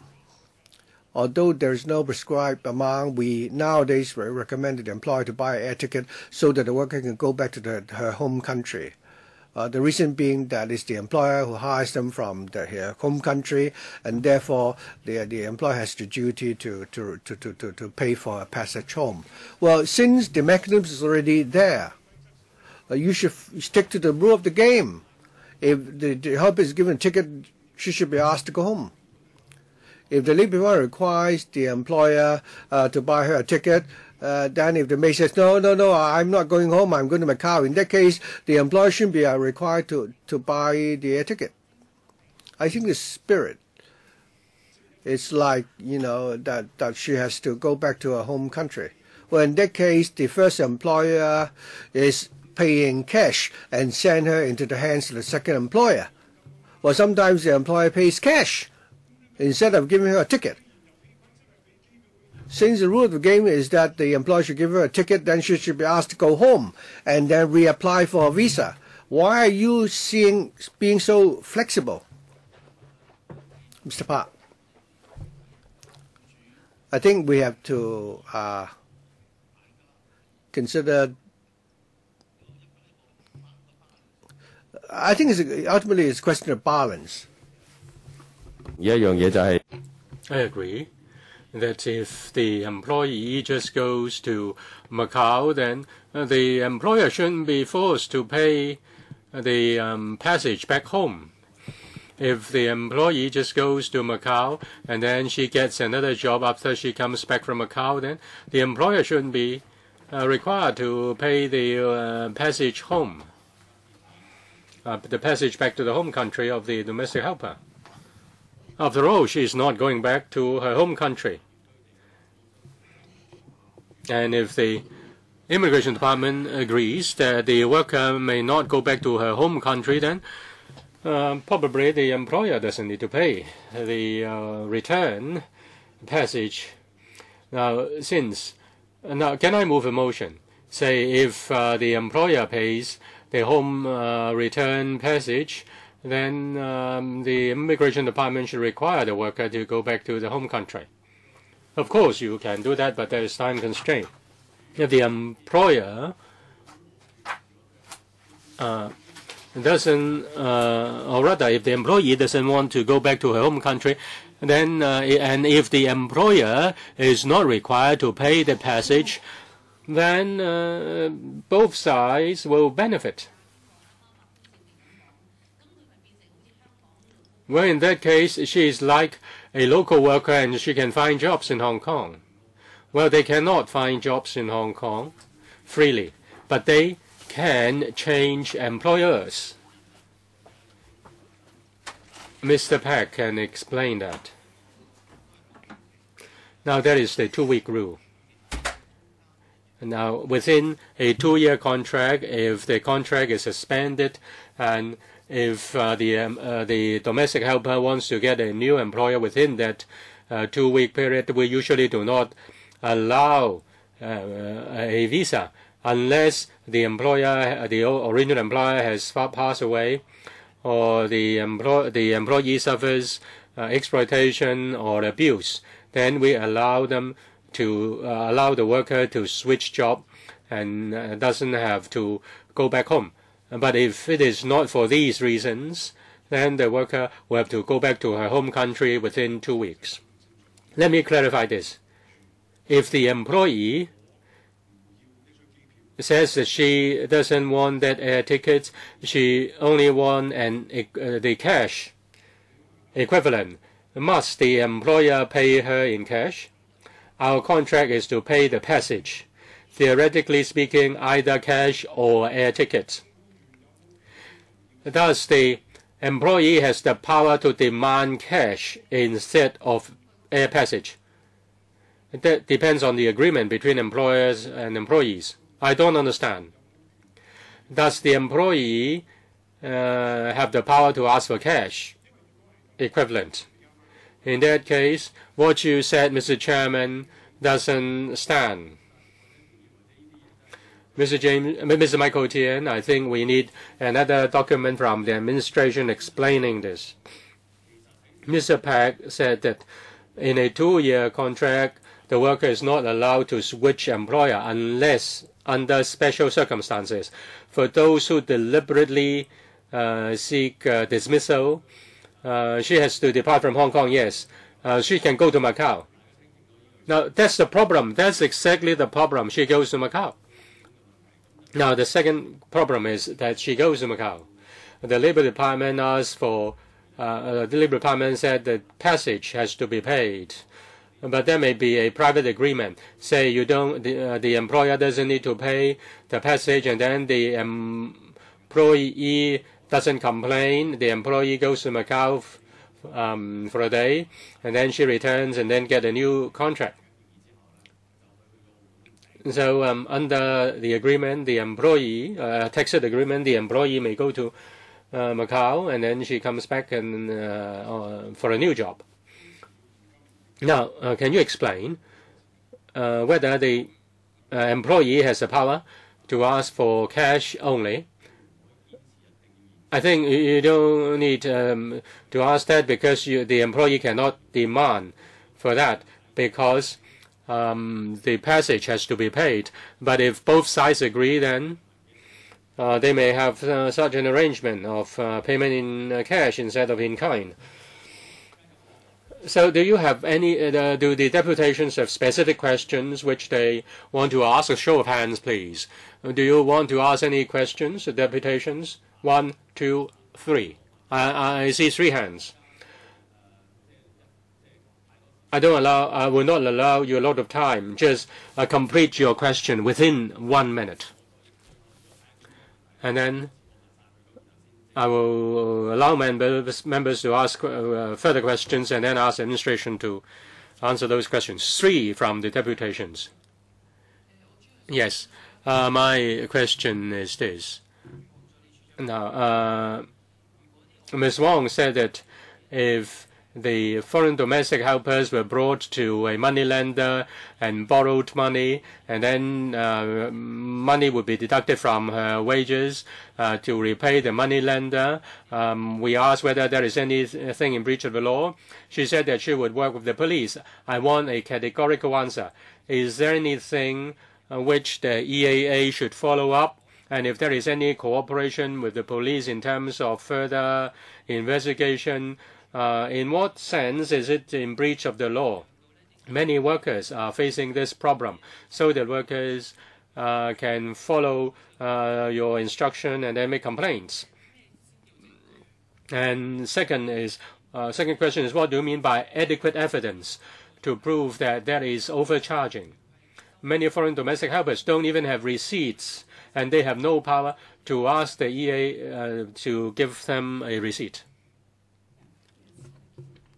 the connection between agencies in the home countries and the Hong Kong agencies are called the principals because they are looking for workers for employers, not jobs for domestic workers. Take note of that. And therefore, you can see the connection when agencies in Hong Kong would keep the passport, even Hong Kong ID cards, to force the domestic worker to pay the bogus loans. So the interconnection is very clear. You cannot say that agencies in Hong Kong is not connected with agencies in home countries. And then also going to Macau, if you would look at the power of the agencies in Hong Kong before they can decide whether or not to go to Macau, it depends on the kind of requirement that the agencies are imposing on domestic workers. We have more than 100 every week coming to us against domestic work, against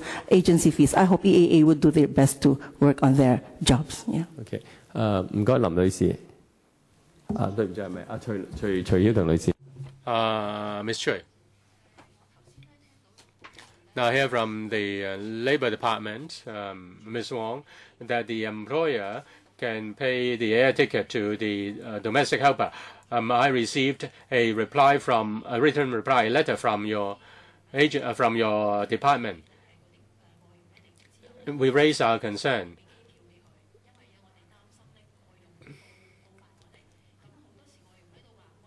The foreign domestic helpers ask for cash instead of air ticket. We asked your department.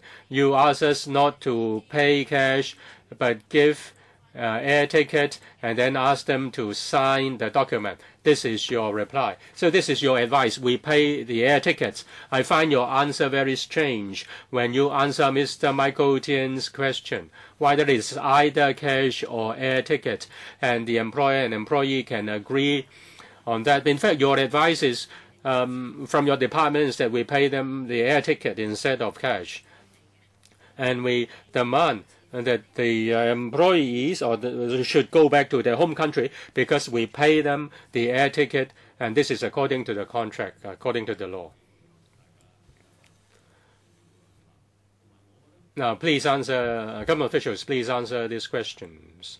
And that is also this question, and that is the agencies keep the passports of the domestic helpers. When the Labor Department check upon the agencies, will you look into that? Will you have joint operation with the police? You know that nearly all the foreign domestic helpers have their passports held by the agencies. And the deputations also ask the Chinese government to sign ILO Convention C-189. And so will you talk to the central government and see if and will they consult the Hong Kong government, and or have they consulted the Hong Kong government, and what is the position of the Hong Kong government? So if it is an immigration issue, the immigration department. If it's a labor issue, labor department, please. Let me answer Ms. Lam's question concerning the borrowing of money from the moneylenders. If the employment agency asks the employer to deduct wages from the worker, then the employer is in breach of the law. That is wage in arrears. And if the foreign domestic helpers encounter this problem, they should complain to us. They are not so stupid. They don't ask the employer to deduct the money. Usually, the employee will have to pay $3,000 per month to the agency or the moneylender, although they mainly pay to the moneylender. We can look into that.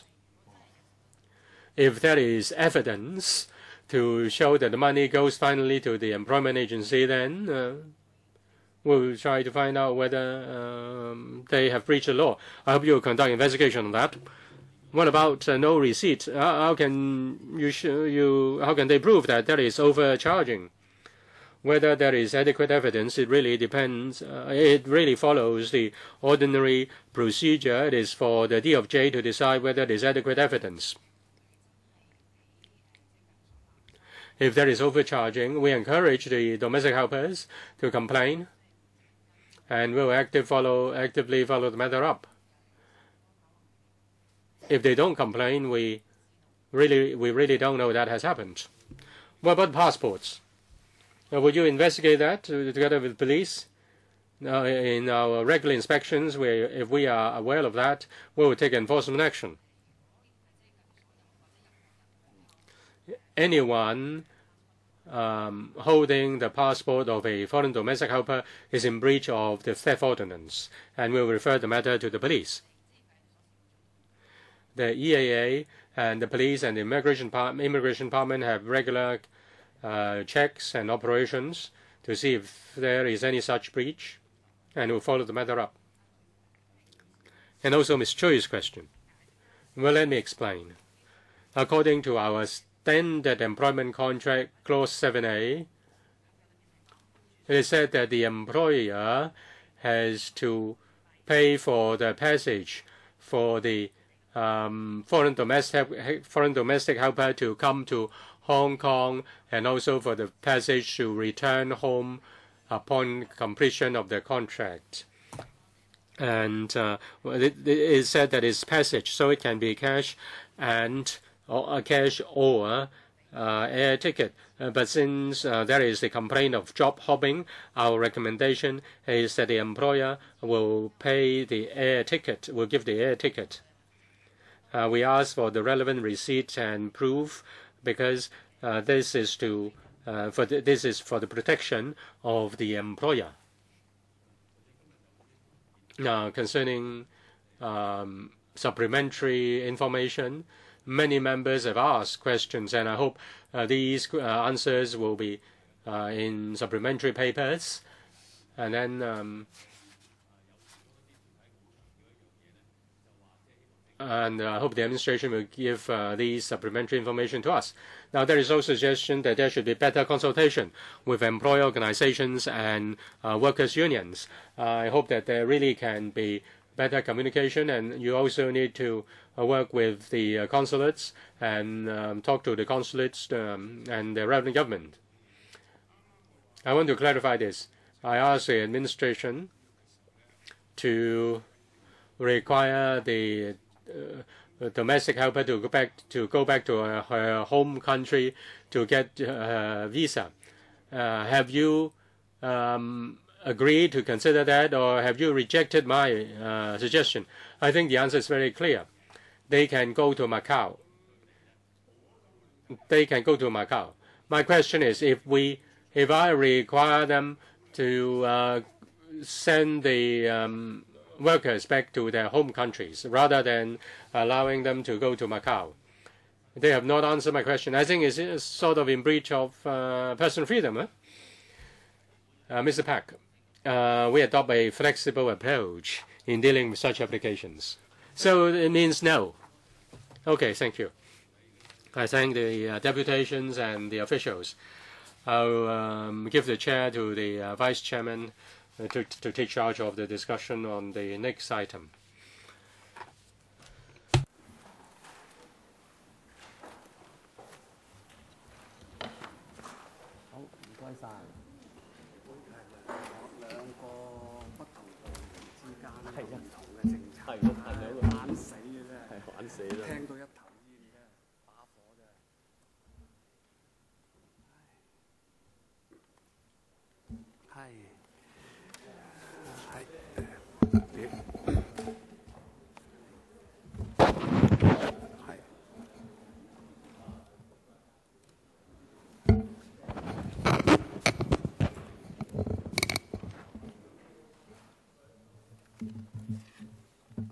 All right. I think we need to start the second item as soon as possible because we don't have very much time.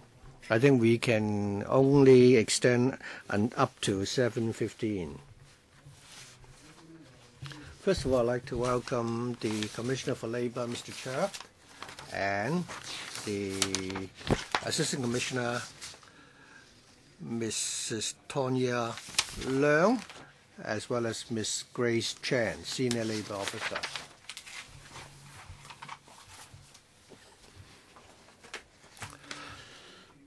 Regarding the employment services of the Labor Department, the department has now given us a paper which has been circulated. This is CB bracket 2 1356 1213/01, and we also have a background brief. CB 21356 12-13 bracket 18. So could the Labor Department walk us through the paper? Thank you. The Labor Department provides various employment services. And for people who require training, we do provide different types of employment support services. Because of the limited time, I will very quickly go through the latest development of our employment services and leave the time for members to ask questions.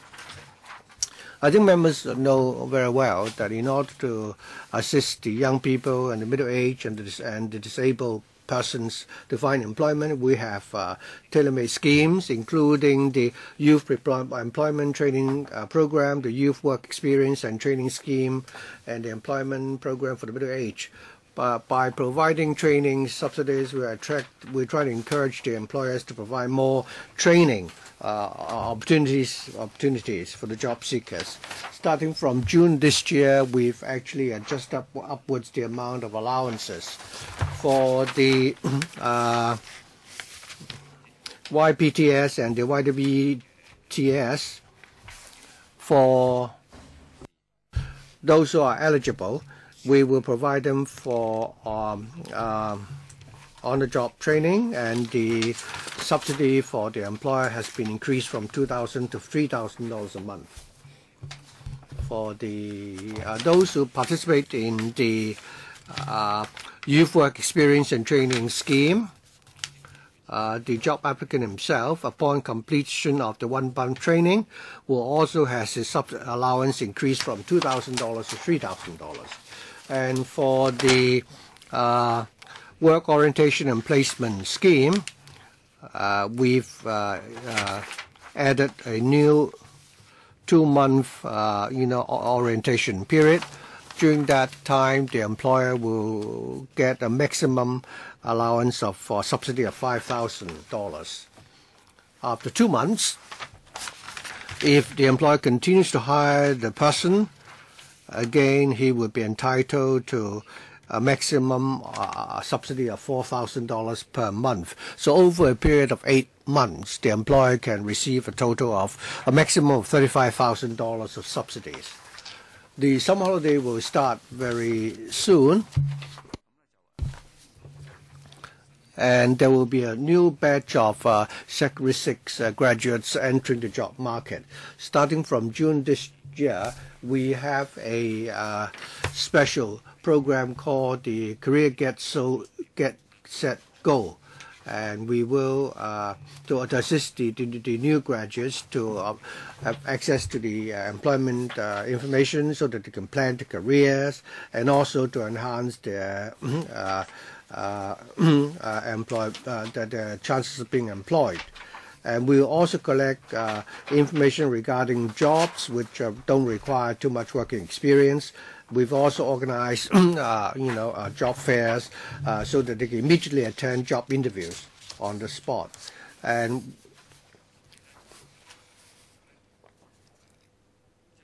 we've also reviewed the YETP training courses. We believe that the pre-employment training should serve to provide an on-the-job training, because young people may not know what sort of career they want to develop. So we will provide them the opportunity to find a profession of their choice. After they pick the relevant industry, then they can attend training and systematic vocational training. for the people who apply for the YETP training courses, there are there are no barriers. In fact, we would accept anyone who applies, and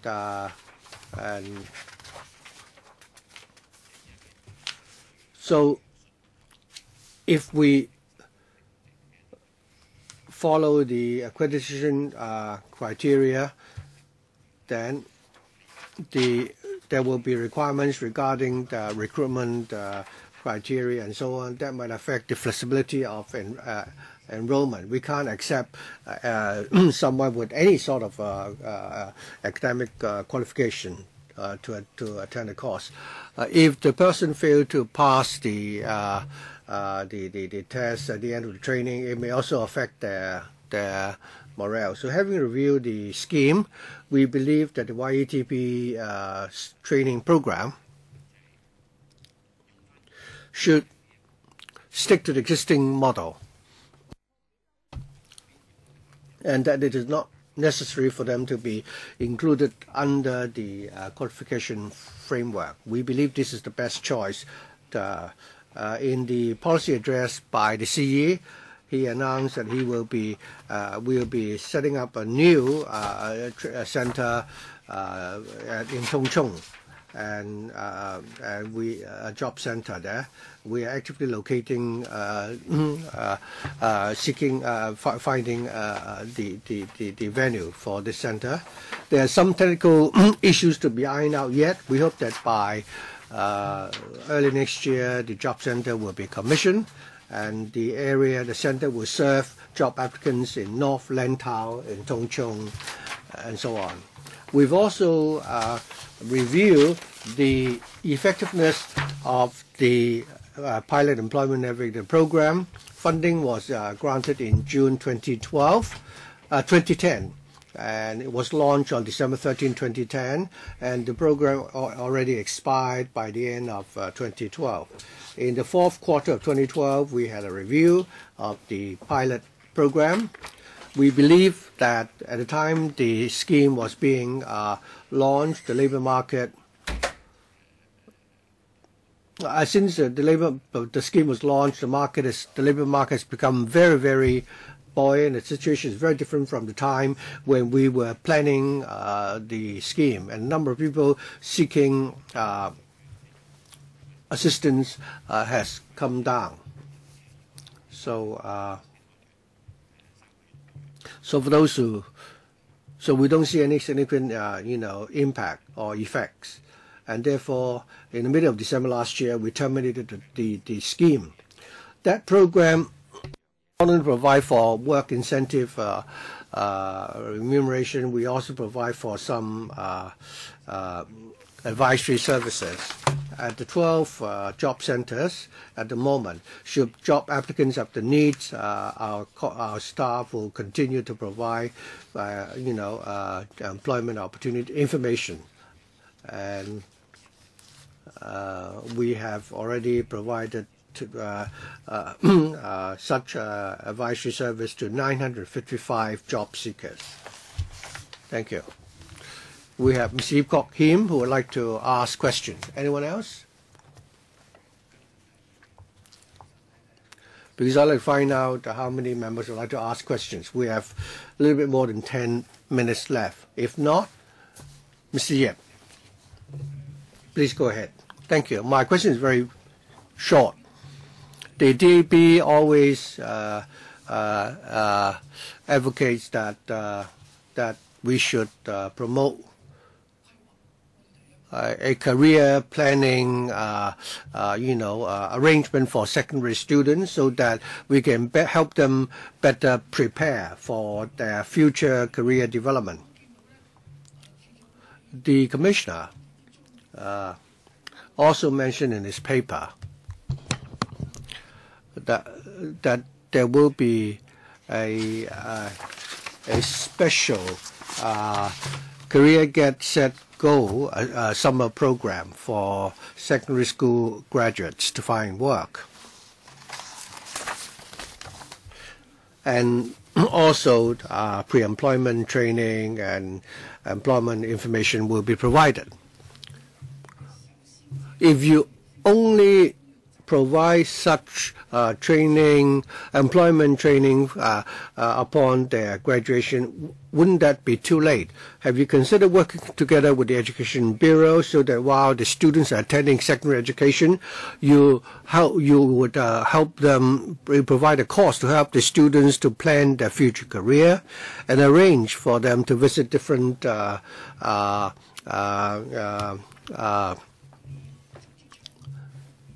employment venues so that they can have a better understanding of the employment market and so that they can better plan their future career development. Would you consider doing this? Thank you. Commissioner. Thank you, Mr. Yip, for your question. As Mr. Yip pointed out, the Career Get Set Go special program are tailor-made for fresh graduates for this year. We have another service for those who are still attending school. In 2007 and 2008, in Langham Place and Kwai Fong, we set up two resource centers to help young people plan or start the career. And it's catered for young people above the age of 15. The purpose is to help them plan their career development. We provide them with tailor-made services, support services. Our targets are those who are about to, come onto the labor market and looking for employment. We do go to schools as well. The reaction to the program is quite satisfactory. In 2011 and 2012, we were able to attract close to 74,000 young persons using the service. For those young, this can help young people to better understand what options or opportunities are available for them upon their graduation.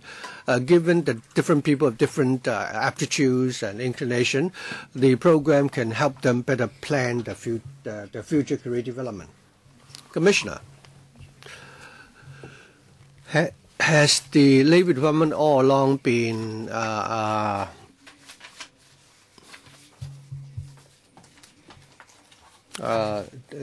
doing this to help young people plan their career development?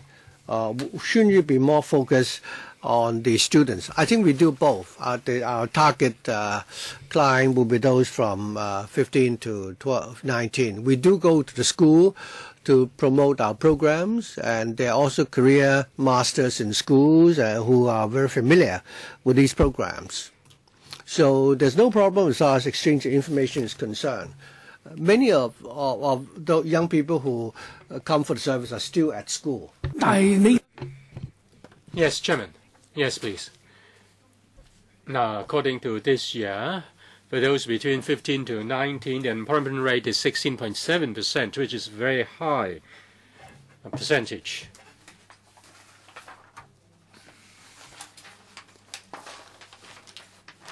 So will you step up your publicity among this group so that you can meet their needs? You say every year there are about 70,000 or 70,000 or so. That's really a big number. Now, this is one of the many services we provide to young people. As for the service we provide to young people, they can make use of our employment center. Everybody who have access to employment center, same for the young people. And in our paper, we also mentioned the YETP and also the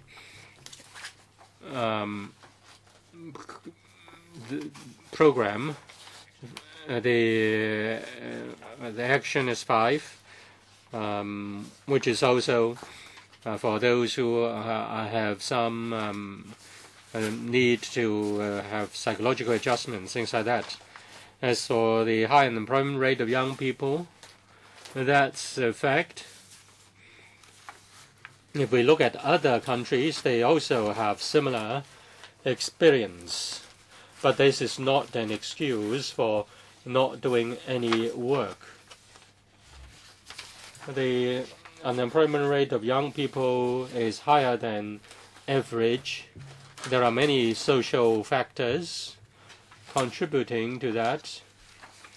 The Labor Department and also the Social Welfare Department also provide employment assistance. As for the so-called hidden youths, there is the Lotteries Fund. Or rather, the Lotteries Fund has provided money to the NGOs to reach out to the hidden youths. And they also provide the YETP courses. And once they are reached, and then the next step is to help them to find jobs. Any follow-up from other members? If not, then I have the following questions for the administration. According to Chapter 20, after the completion of the pilot ENP, there will be a job placements, job consultation service.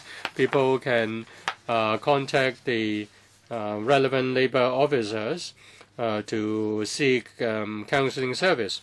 How does it differ from other job placement service? Is it just an extension of the existing service? This is a new service, Mr. Chairman. In our employment centers or job centers, we provide a platform, an information platform.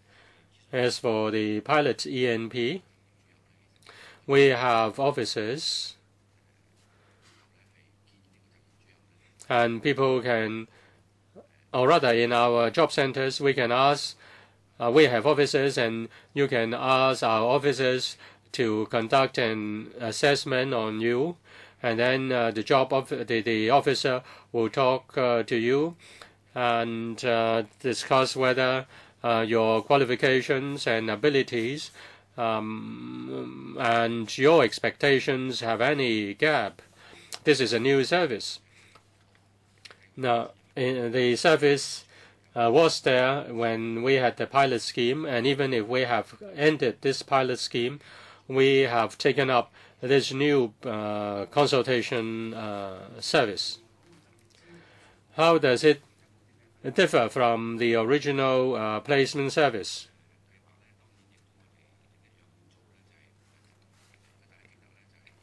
You may recall that we have an incentive scheme. If you work for 1 day, you get $500.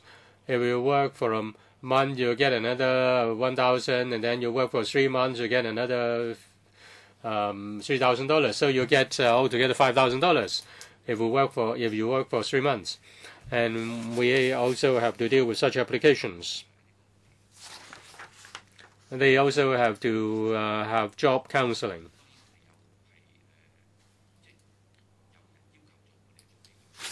If somebody asks for the service, we'll provide the service. Do members have other questions? If not, then we move on to AOB. There is no AOB, so the meeting is adjourned. Thank you, Mr. Commissioner.